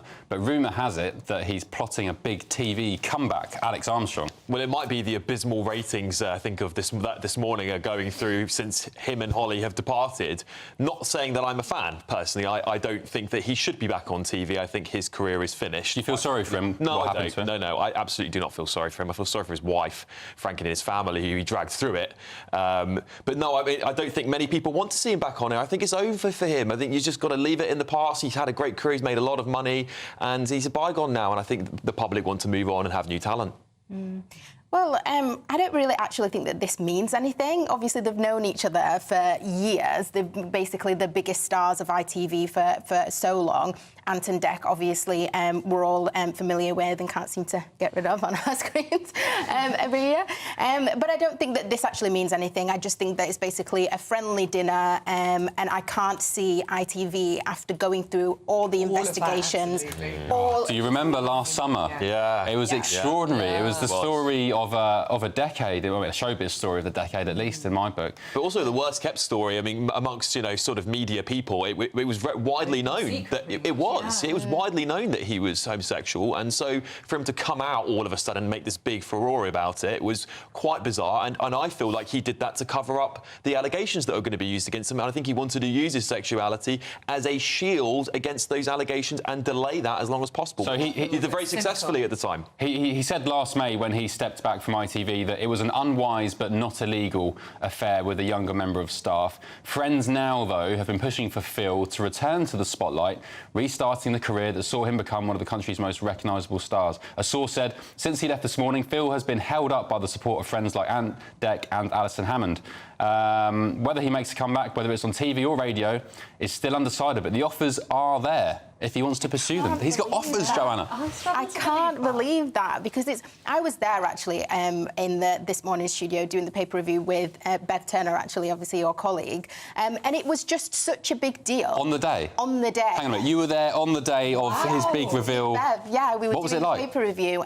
Really intense. We were obviously in the green room waiting, and like you were saying about this potentially being a PR cover-up at the time, coming out in the time that he did, it was very intense. We kind of saw him walk down the hall with his big kind of PR machine and agents, and it was all very kind of choreographed. Yeah. So if I wasn't there on that day, I would have probably been a bit, cynical and saying, he's entitled to obviously come out and be honest about his sexuality. And on that day, I was one of these people that was saying, well, how brave, Yeah. And what did Bev say? I want to know what Bev said. Bev said his poor wife. Oh, really? Similar to Alex, which, in that situation, we're all shocked. I was expecting that maybe he was going to announce a terminal illness or something like that, and we literally found out as the nation found out as well. So well, he sold it like a terminal illness to the nation, and then people feel deceived. The public don't like being deceived. They saw this man who's sort of two-faced, who famously he gave that piece of paper to David Cameron with all the lists of potentially gay Tory MPs on it. I mean, come on, he should never be back on air. In this day and age as well, you can't come back from something like that with social media, because I think that the rumours were out there anyway on social media. TikTok was going mad, even before social media. Exactly, and I don't think that people would welcome him. And also his personal brand was kind of this cuddly type of person. If he was a hard-hitting kind of news, current affairs, then maybe he could have got away with it, a bit of controversy. But he's Philip Schofield, who was supposed to be the one giggling. He is uncontroversial. I do, from a human perspective, what he did was, morally and societally not right, of course, we get it. But from a human perspective, just looking at someone's downfall like that, I do have some sympathy for him. I'm not saying he should be back on our TVs, but just, it's not nice seeing the real-life termination of somebody's career. I completely. I don't agree with cancelling anybody, frankly. But I think what the circumstances that followed his resignation were because he was deceitful, and rather than him, you know, as Joanna said, pretending to be this lovely, friendly, welcoming person. That's not the reality of who he was. And I think people want to watch people on TV and just see the true character, and not this deceitful. Maybe I'm hard-hearted. I don't feel that sorry for him. I mean, he had a very long, very successful career. He's got a lot of money in the bank. Oh, yeah. I kind of felt sorry for Holly. I know that obviously some people say that she isn't necessarily what we see on screen, and she's not as kind of cute and cuddly. But it seemed as if obviously she lost the opportunity with This Morning through that. I know that obviously she gave different reasons when she resigned, but Alex really, it was a slippery slope after that. Alex looks like he's got plenty to say about Holly Willoughby. I've heard plenty of stories about Holly not being a very nice person and being all this lovely, friendly person on TV, but then behind the scenes, extremely rude, extremely arrogant, making lots of demands to her staff, making people cry on set. Don't say that. Well, you know, these are allegations. I'm not accusing her of anything. These are things I've heard. Well, Holly, people have told me. Holly, of course, isn't here to defend herself, and her mates, of course, and her family probably say she's a very lovely, wonderful person. But very interesting, yeah. I mean, some say that Holly should have or could have known about Philip's behaviour over the years. Who knows? He would have done. Let's move on to this other story, and this is actually quite a funny one. So, cherries are selling at £84 a punnet, and this is funny at this precise moment because Sophia Wensler, who of course reads the news, she came in during the break and said, "Ben, you've eaten my cherries from the fridge. You've stolen them." And hands up, I did. Before we came on air. They weren't any old cherries as well. They were M&S cherries. So probably more than £84 a punnet. They're probably about 150 quid a punnet. But before we came on air, I hadn't had breakfast, and I said, "Oh no, I need a banana or some fruit or something." I just opened the staff fridge in the green room and swiped the cherries, and it turns out they're Sophia Wensler. So sorry, Sophia. I will replace them after the show, I promise. But £84 for luxury cherries, Alex, from Harrods. Who the hell are buying these cherries? The people who go to Soho House every weekend. We talked about that story earlier on. I think it's the same people who are paying £84 for never understood why cherries are so expensive, because they grow in the UK. Yeah, well, Frank, I mean, it's nuts, isn't it, really? I mean, I'm actually allergic to cherries, so I can't touch them anyway, even if I wanted to. You're missing out, like, clearly, yeah, but they better be something exceptional. You know, they really, I hope once you've had a few of those, Ben, you'd be on air for the next 24 hours. Apparently they're selling, though, Joanna. Harrods say that they are flying off the shelves and customers, quote, don't care. I mean, I'm sure... It's a bit of a flex, isn't it? It shows that you're rich. Yeah, that's what it is, isn't it? And I'm sure that there is a particular demographic that kind of just loves this. I don't think cherries are particularly that nice anyway. But this kind of reminds me of, you know, the steak Salt Bay guy who sells steaks. Oh. You know, the guy who went viral for, like, sprinkling salt on his steaks a particular way. Yeah. He sells steaks for hundreds, like nearly £1,000. And people go really dirty about their steaks. We've got a punnet of the Harrods cherries on screen now for radio listeners. They look like... They're too pale. They look like tomatoes. Yeah, I prefer darker cherries. Yeah. Not sure about that. Oh, they're only £83, the producer's pointing out. Oh, and 82 pence. So not exactly a bargain, is it? Look, if I'm buying those £83 cherries, I'm eating the stalk, I'm eating the pip, I'm eating the plastic punnet box, everything. But I mean, as a business person, I'm thinking, how did they calculate the price? Why did it get... Yeah, 83 82 Yeah, like, how did they add the profit? The same people who buy £83 cherries are the same people who frequent Soho House. Let me tell you that. That's it. Right, thank you, guys. Joanna Jarju, Alex Armstrong. There's still plenty of time to win our biggest cash prize of the year so far. We've already told you about it, so if you haven't entered yet, make sure you do today. A whopping £20,000 is up for grabs. Imagine having that in your bank account. Here's all the details how. Don't miss your chance to win our biggest cash prize so far. A totally terrific £20,000 in tax-free cash to make your summer spectacular.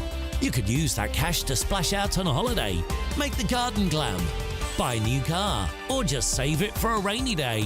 Whatever you'd spend £20,000 on, make sure you don't miss the chance to make it yours. For another chance to win £20,000 in tax-free cash, text WIN to 63232. Text costs £2 plus one standard network rate message.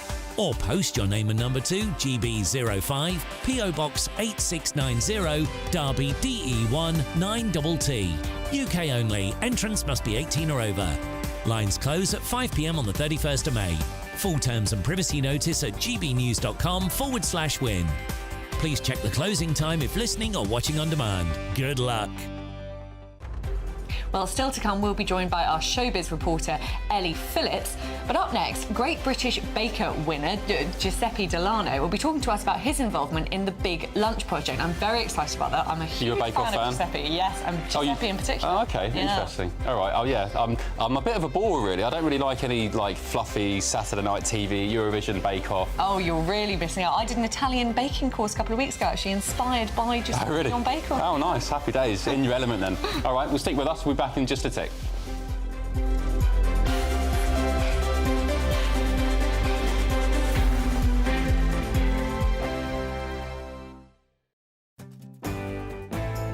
Hello there, I'm Eamon Holmes. Thank you for joining us on GB News, Britain's news channel.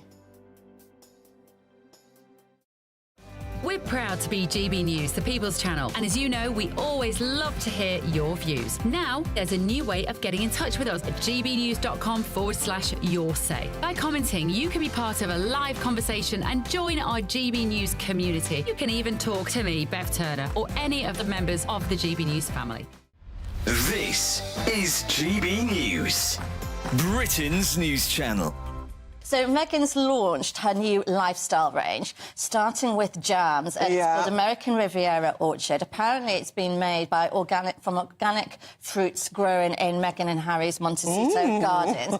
If we can believe it, I reserve an air of scepticism. But she sent out 50 jars of this jam to influencers and celebrity friends in the hope of trying to boost some sales to her product. But it's ended up winning for King Charles because fans have gone to Highgrove website and King Charles's jam has sold out. So why did they go? Has gone through the roof. Why did they go to the Highgrove website? Well, I think it's a bit of a blow against Meghan because they're saying we don't want your jam. We're going to go and get the king. So it just shows how popular the king is. This is what she's always wanted. Her dream has been to be like this Gwyneth Paltrow style lifestyle guru. She's always loved Gwyneth's website Goop. When she set up the TIG, which was her website when she was still in Suits as a working actress, that was the brand, the style of brand that she was going for, was this Gwyneth style, New York elite, very princessy. So this is her chance now by trying to cash in on her royal title because she is now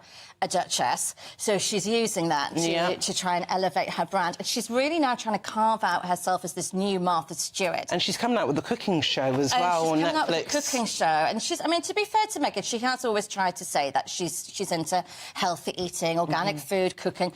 But I don't see this being a success. It just will not happen for her because she's just burnt too many bridges. People just don't believe in her brand. They don't think she's authentic. So, are you an actress? Are you a guru? Are you a duchess? Are you a philanthropist? Who are you, Meghan? Who actually are you? This is what we're asking. I don't think anyone knows. I don't think Meghan really knows who she is. We're GB News, and we come from a proud tradition of British journalism. That's why I'm so excited to be here. It's something so new. The first news channel to be launched in Britain in over 30 years. Launched to represent the views of the British people. To go where other broadcasters refuse to go. How did you find out about the story in the first place? Launched with one aim. To be the fearless champion of Britain. It's an absolutely fantastic atmosphere here. This is GB News. The People's Channel. GB News, Britain's news channel.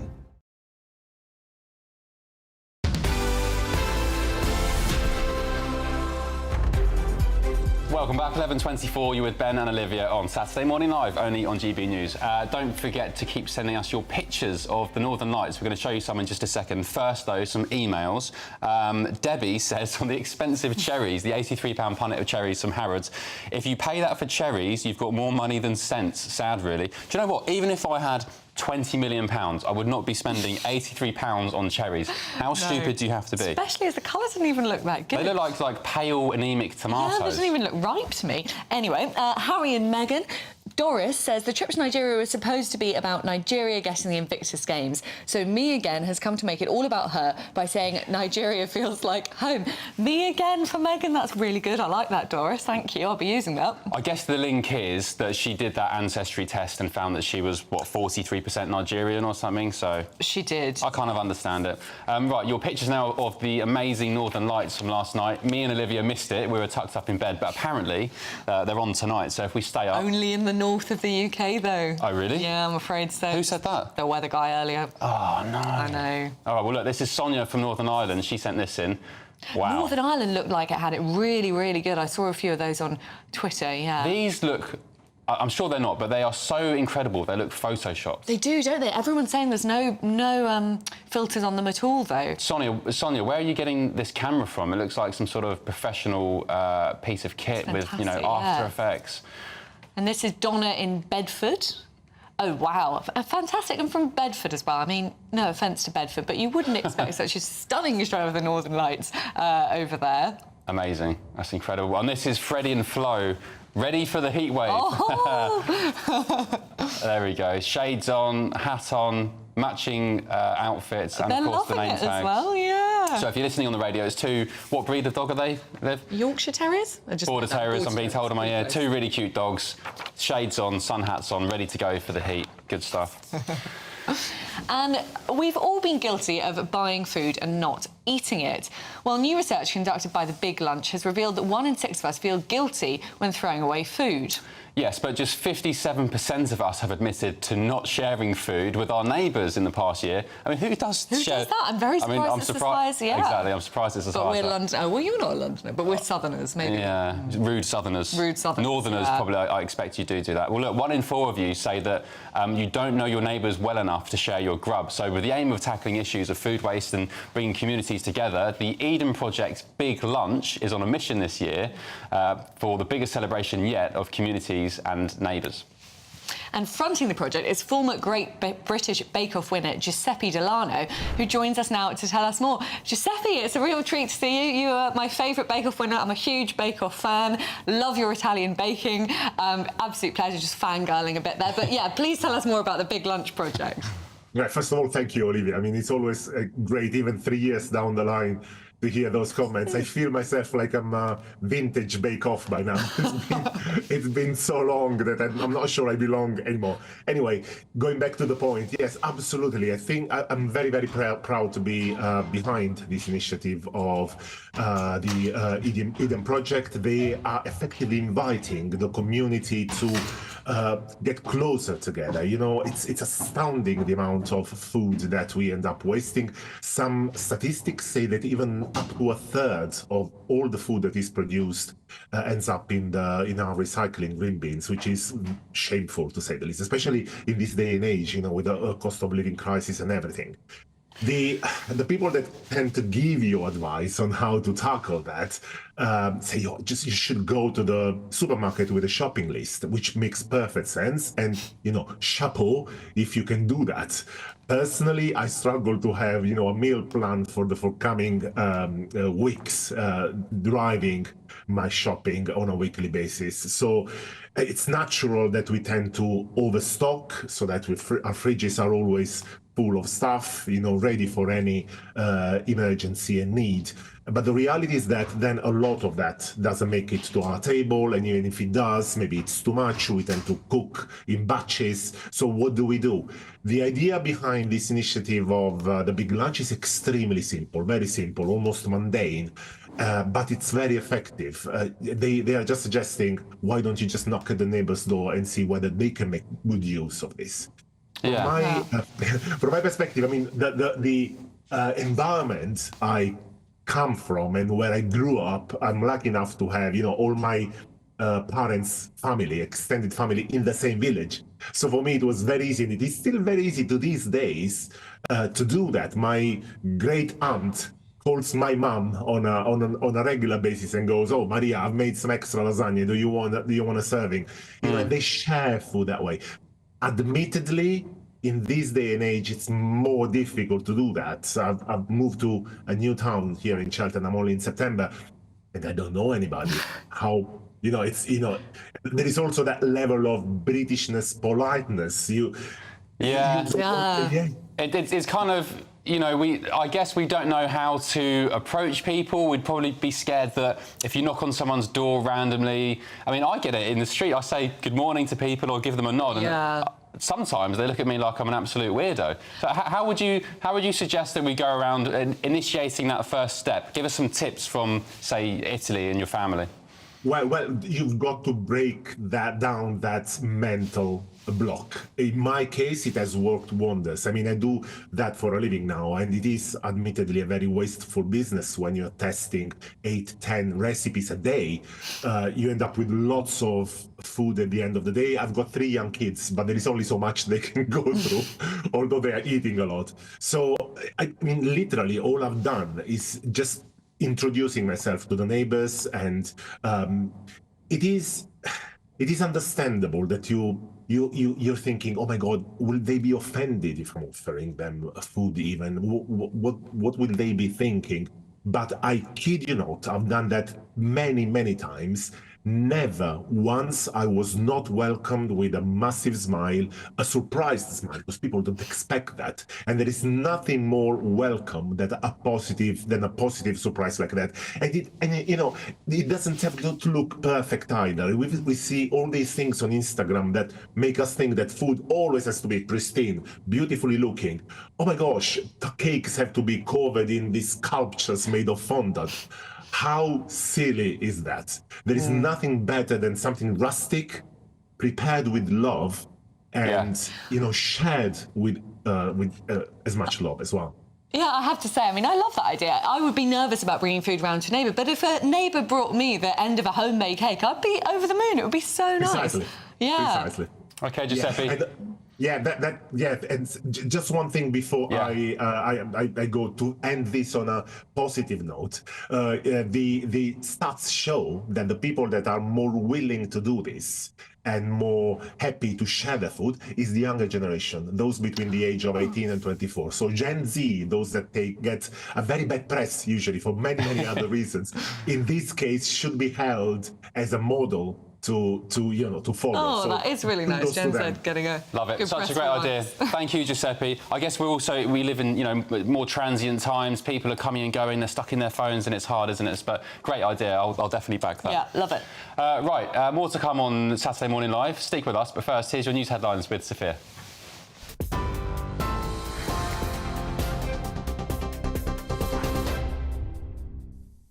Ben, thank you. It's 11:32. I'm Sophia Wansler in the GB newsroom. The US says Israel may have broken international law in its use of American-supplied weapons in Gaza. The State Department says it's reasonable to assess that they've been used in ways that are inconsistent with Israel's obligations. It stopped short of a definitive assessment, saying the chaos of war made it difficult to verify alleged violations.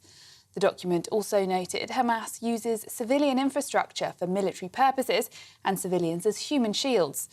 The findings come as Israel warns residents in Rafah to evacuate more areas of the city. In Sweden, security has been tightened ahead of the Eurovision Song Contest final following demonstrations against Israel's entry. Pro-Palestinian protesters want the country to be excluded from the competition over the war in Gaza. A 54-year-old man has been arrested on suspicion of murder after a police officer was shot in the leg with a crossbow in High Wycombe. The suspect was shot by an armed officer and is now in hospital under police supervision with potentially life-changing injuries. And 2 women accused of targeting the Magna Carta have been charged with criminal damage. Just Stop Oil posted a video of the pair armed with a hammer and a chisel breaking the glass around the historic document yesterday. They've been released on bail and are due to appear in court next month. And the Northern Lights put on a rare display right across the UK last night as one of the strongest geomagnetic storms hit the planet in years. Caused by charged particles hitting the different gases in the Earth's atmosphere, they're only usually seen in the far north of the country. And if you've missed it last night, you're in luck because there may be another opportunity this evening. And for the latest stories, sign up to GB News Alerts by scanning the QR code on your screen or go to gbnews.com/alerts.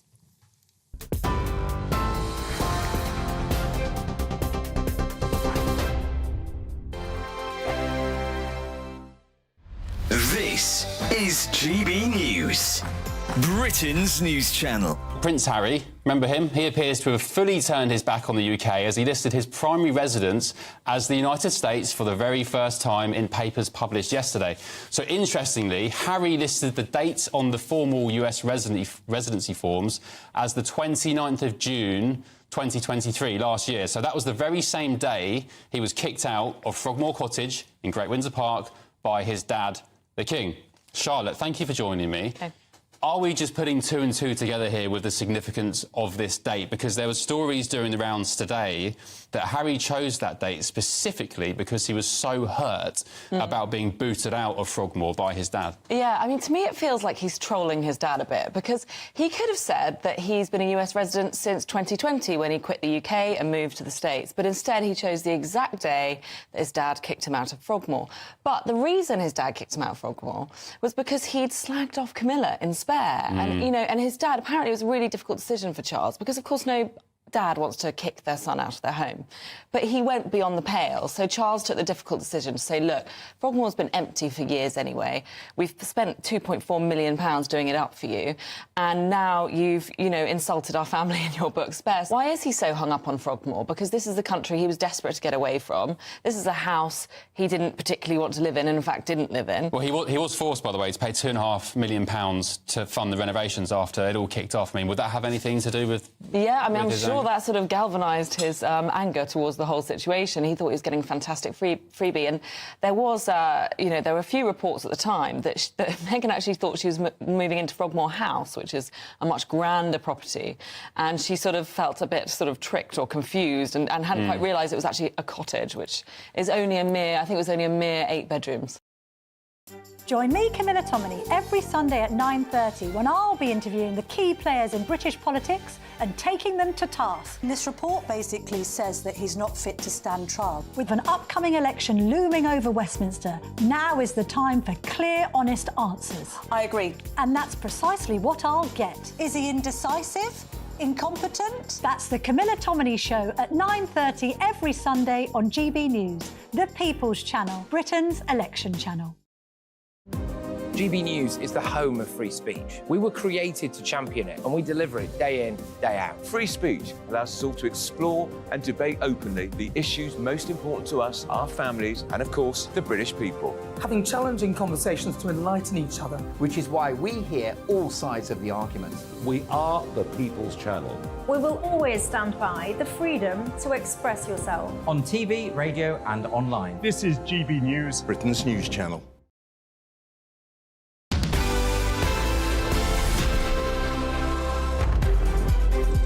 11:38, you're with Ben and Olivia on Saturday Morning Live, only on GB News. Time now for your weekly dose of showbiz news, and we're delighted to have showbiz journalist Ellie Phillips with us. Good morning, Ellie. Guys. Right, what's going on? Baby reindeer. I know, it just keeps going, doesn't it? It's rolling and rolling. Crazy. Baby Reindeer, for anyone that doesn't know, is the Netflix series that was released last month, and it's just gone massive. It was released without hoo-ha, if I'm honest, but it's gained momentum because it's based on a true story, or it's the interpretation of a true story. Obviously, when it comes to entertainment programmes like this, there is artistic licence, but it was written by a man called Richard Gadd, who stars as himself in it, although he's renamed himself Donny Dunn, and it's about how he was stalked, a period of stalking in his life, by a woman who he named Martha.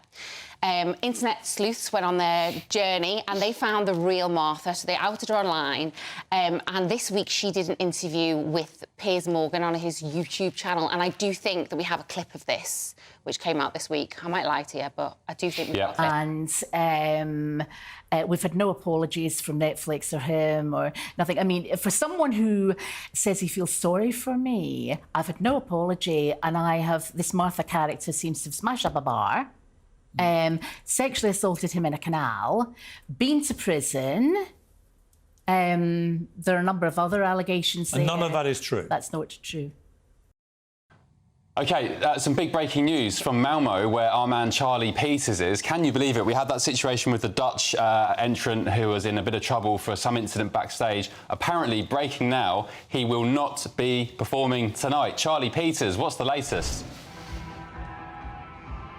Hi there, Ben. Well, Eurovision has kicked out Just Klein, the Dutch contestant, from tonight's final, following an alleged incident between a female production member earlier this week. And they've issued a brief statement to say that they want to make it clear, contrary to some media reports and indeed some social media speculation, that this incident did not involve any other performer or delegation member. I think they're referring to the Israeli contestant Eden Golan, because during a press conference on Thursday night after their semi-final, Just Klein was seen with the Dutch flag draped over his head while she answered questions. He also interjected when a Polish radio journalist asked her a question. The moderator said she didn't need to answer it, but Just Klein said, "Why not?" loudly interjecting there. He had been suspended soon after, but the EBU, the European Broadcasting Union, at the time did not offer an explanation as to what occurred and why they had gone through with that suspension. He didn't rehearse yesterday. He will not compete tonight. Eurovision is down to 25 finalists. Thank you very much, Charlie. Ellie, so what do we make of this? What impact is that going to have on the contest this evening? This is huge news because Just Klein, it was actually, you know, bookies' odds to be in the top 5. He was going to do really well. Europapa, or as he sings it, Europapa, was a banger. I'm not going to lie, and it went off really well. What does it mean? It's just like Daddy of Europe, essentially. It was the daddy of Europe. The daddy, Eurovision. But it's so Eurovision. He went down a storm with reporters backstage who were over their delegations.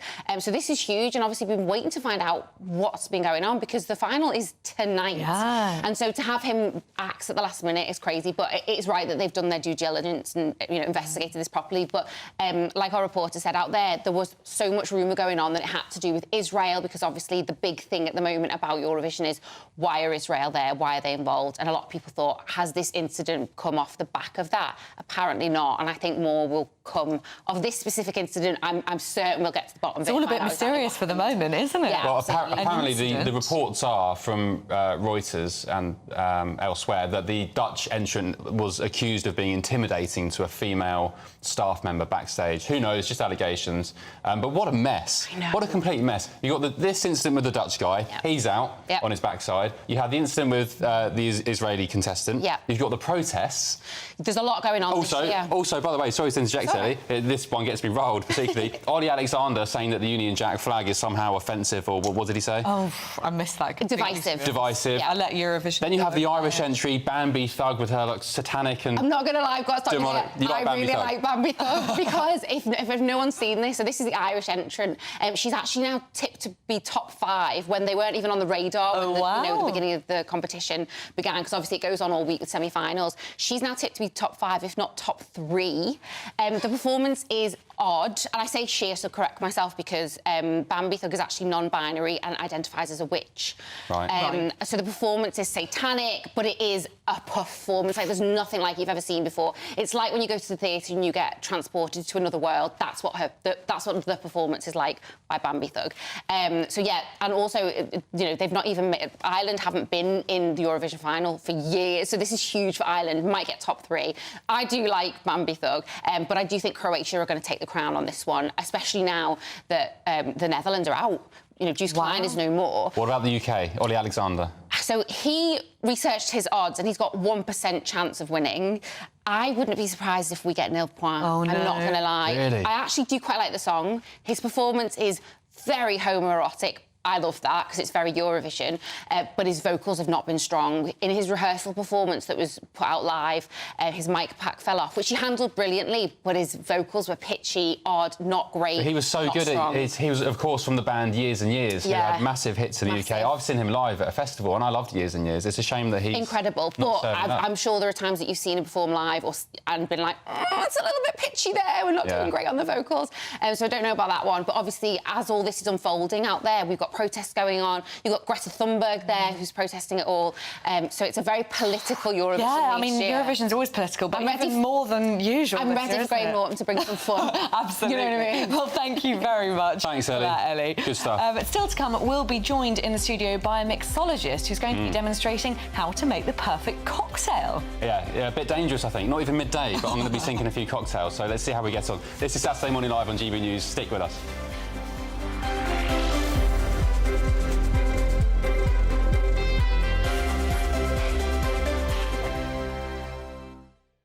Hello there, welcome to your latest GB News weather forecast on the Met Office. Well, for the rest of today, many of us, it's largely dry and fine. There will be a few showers across the north, but with high pressure remaining in charge, for most of us, we should see some sunny skies and in the sunshine feeling fairly warm once again. So for many, as I mentioned, a dry day, but some eastern coast just hanging on to some low clouds, some mist and fog. So feeling quite cool here, and a few showers just developing during the heat of the day across the north. Could even hear a few rumbles of thunder. But in the sunniest spots, we'll see highs reaching 24, 25 degrees. So into this evening, many areas remaining dry and clear, any showers fading away across Scotland and northern England. So another fairly good chance to see the northern lights tonight, especially across more northern parts of the country. However, some eastern coast just hanging on to some low cloud here, so it may be a bit more of a struggle here. But for all of us, it's going to be a fairly mild night, most towns and cities staying in double figures.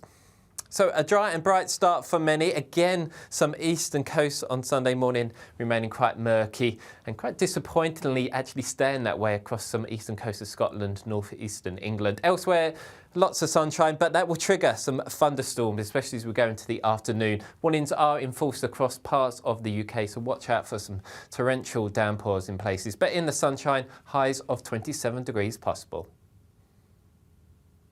If you want your news to be straight talking... This is a nightmare for the Conservatives again. Down to earth. It's not just Nottingham where this is happening, is it? And most importantly, honest. Hard-working, middle-class taxpayers, they'll get their book thrown at them. Then catch me, Martin Daubney, Monday to Friday, 3 till 6 p.m. on GB News, Britain's news channel.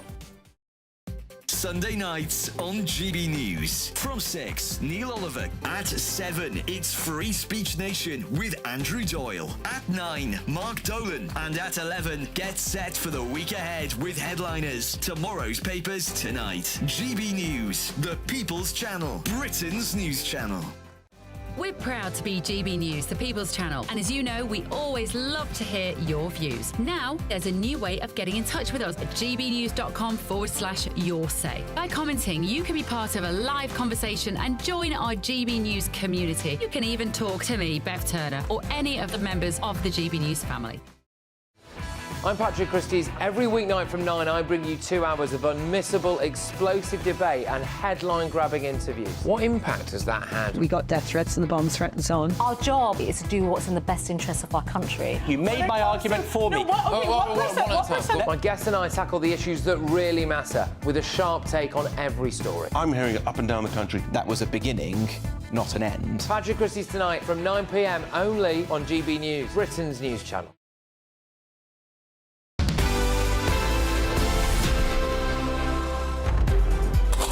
Welcome back, 11:47, you're with Ben and Olivia on Saturday morning live on GB News, and we have of course moved. I don't know if you can tell that our environment has changed, because coming up in just a few seconds we have a mixologist with us who's going to be making us some tasty drinks. Favourite cocktails, Liv?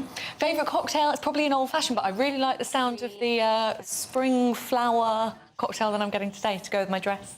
Well, there we go. So the reason for this is that on Monday, it's World Cocktail Day. Did you know that? I didn't know I did that, this morning when I woke up. that. Anyway, the first cocktail, if you don't know, it dates back to 1806 when a journalist first coined the phrase in response to a reader's question in a New York tabloid. Stimulating liquor composed of spirits of any kind, sugar, water and bitters, was first acknowledged as what is commonly known nowadays as the cocktail.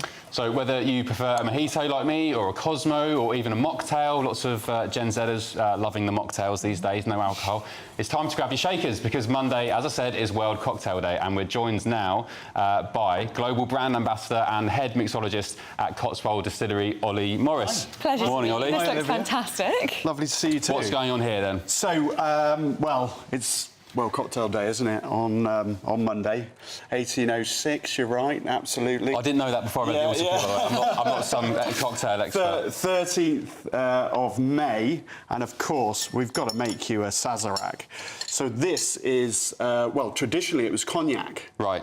But long story short, all the grapes in France, or the majority of the grapes in the cognac region, ended up dying. Oh, OK. Well, let's raise a glass to that then. Come on, I've been waiting 2 hours for this moment. I've been sweltering away in this. Desperation. What we've got here is we're using our Cotswolds English whiskey. Nice. Cotswold single malt. Just a bit of lemon on there for freshness. I guess ladies first, Liv. Sorry, I was about to steam into that. I think that was yours. Well, that's it. That's the cocktail of the National Cocktail Day, and this one. Oh, that's delicious. It's pretty punchy. Really it's punchy, rinsed yeah. with absinthe. Oh wow. Then it's got the Peychaud's bitters. Okay. Right. Which is fantastic flavours that come from kind of mint, barks. Well, it's not even midday yet, mate. Just keep going. That is keep going. Am I going to be okay with this? Yes. I've got a show to do tonight. Saturday 5 tonight, 6 till 8. I may be absolutely trolleyed, but that one cheers. then is the wildflower spritz. So that's using our Cotswolds wildflower gin. It's a bit like Italian aperitivo meets gin botanicals and then blood orange. So really refreshing. I'm going to be honest. I'm not a fan of that. Have you tried this one? It's not awful. It's a bit too bitter for me. I like something a bit sweeter. Yeah, I'm a proper wuss. Maybe pina colada. So no, I really like that. You would like the most. It's very floral, isn't yes, yeah, very floral. And would you believe we've teamed up with Highgrove and we've got wildflower seeds on there. Teaming up with Highgrove, that's classy. Yeah, it's pretty cool, isn't it? Oh, that's pretty. So yeah, that's English whiskey. I much prefer that. So this is one of yours. Yeah. I much prefer this. Love an English English one whiskey, here, yeah. Beautiful. And what I thought would be really fun is create you my almost signature cocktail now for spring. This is beautiful. It's strong, isn't it? So what we're going to do is we're going to muddle some cucumber in there. And then we've got some mint, and Ben, you'll like this one because you've got to give it a little spank. I used to have a spank. It goes, yeah. Right, there we go. Well, it is Eurovision Day. Why not? Oh, absolutely. I used to have a mint. My mum had a mint bush in her garden, and it was just amazing. Just grabbing big cloves of mint, eating them. Yeah, well, actually, in everyone else's garden, it grows beautifully. It never works for us. Yeah, and we're using the Cotswolds dry gin. Right. 9 botanicals, delicious London dry style, citrus, spice, floral.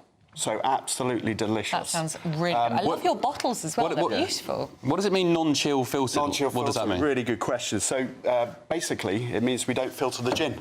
Right, OK. The gin is unfiltered.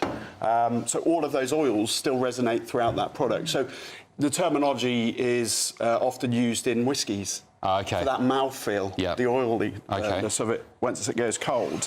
So yeah, delicious. So we've got that in a double measure, cucumber, mint. We're going to use elderflower syrup. So if you hadn't noticed already, the elderflowers are just coming out with the last couple of days of sunshine. So that's the elderflower syrup. We've got a bit of lime. Do you grow any of your own, for example, mint or elderflower? we go foraging along the hedgerows. Really? We've got everything going on there at the Cotswolds. Yeah. All made in Britain? Yes. Fantastic. Yes. Absolutely. All the Cotswolds barley is from the Cotswolds. Oh, lovely. The local botanical we get. Based. Yeah, it is. Yeah. Absolutely. The local botanicals from that one's a place called Broadway near Snows Hill, the lavender.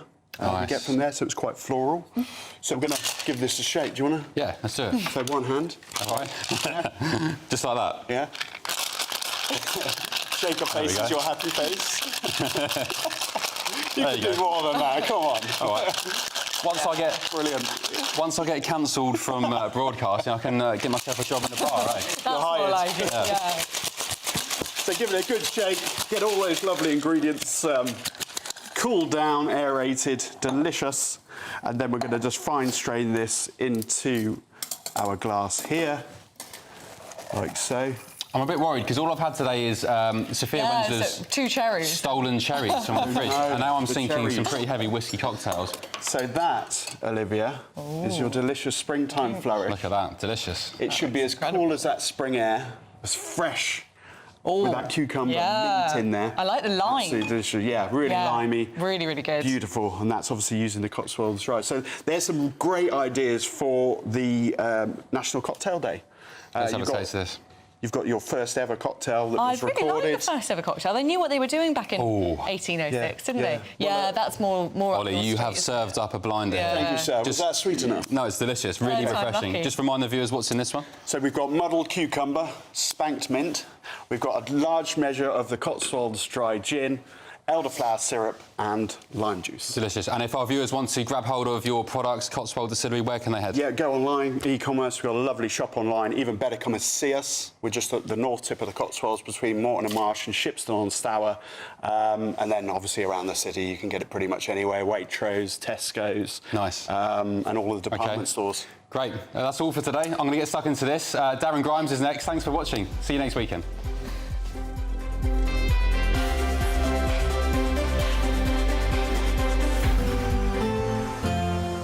A brighter outlook with Box Solar, sponsors of weather on GB News. Hello there, welcome to your latest GB News weather forecast from the Met Office. Well, for the rest of the today, many of us, it's largely dry and fine. There will be a few showers across the north, but with high pressure remaining in charge, for most of us, we should see some sunny skies and in the sunshine feeling fairly warm once again. So for many, as I mentioned, a dry day, but some eastern coast just hanging on to some low clouds, some mist and fog. So feeling quite cool here, and a few showers just developing during the heat of the day across the north. Could even hear a few rumbles of thunder. But in the sunniest spots, we'll see highs reaching 24, 25 degrees. So into this evening, many areas remaining dry and clear, any showers fading away across Scotland and northern England. So another fairly good chance to see the northern lights tonight, especially across more northern parts of the country. However, some eastern coast just hanging on to some low cloud here, so it may be a bit more of a struggle here. But for all of us, it's going to be a fairly mild night, most towns and cities staying in double figures. So a dry and bright start for many. Again, some eastern coast on Sunday morning remaining quite murky and quite disappointingly actually staying that way across some eastern coast of Scotland, northeastern England. Elsewhere, lots of sunshine, but that will trigger some thunderstorms, especially as we go into the afternoon. Warnings are enforced across parts of the UK, so watch out for some torrential downpours in places. But in the sunshine, highs of 27 degrees possible. Looks like things are heating up. Boxed boilers, sponsors of weather on GB News.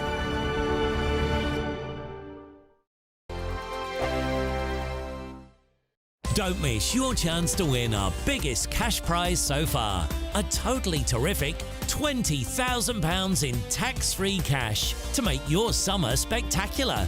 You could use that cash to splash out on a holiday, make the garden glam,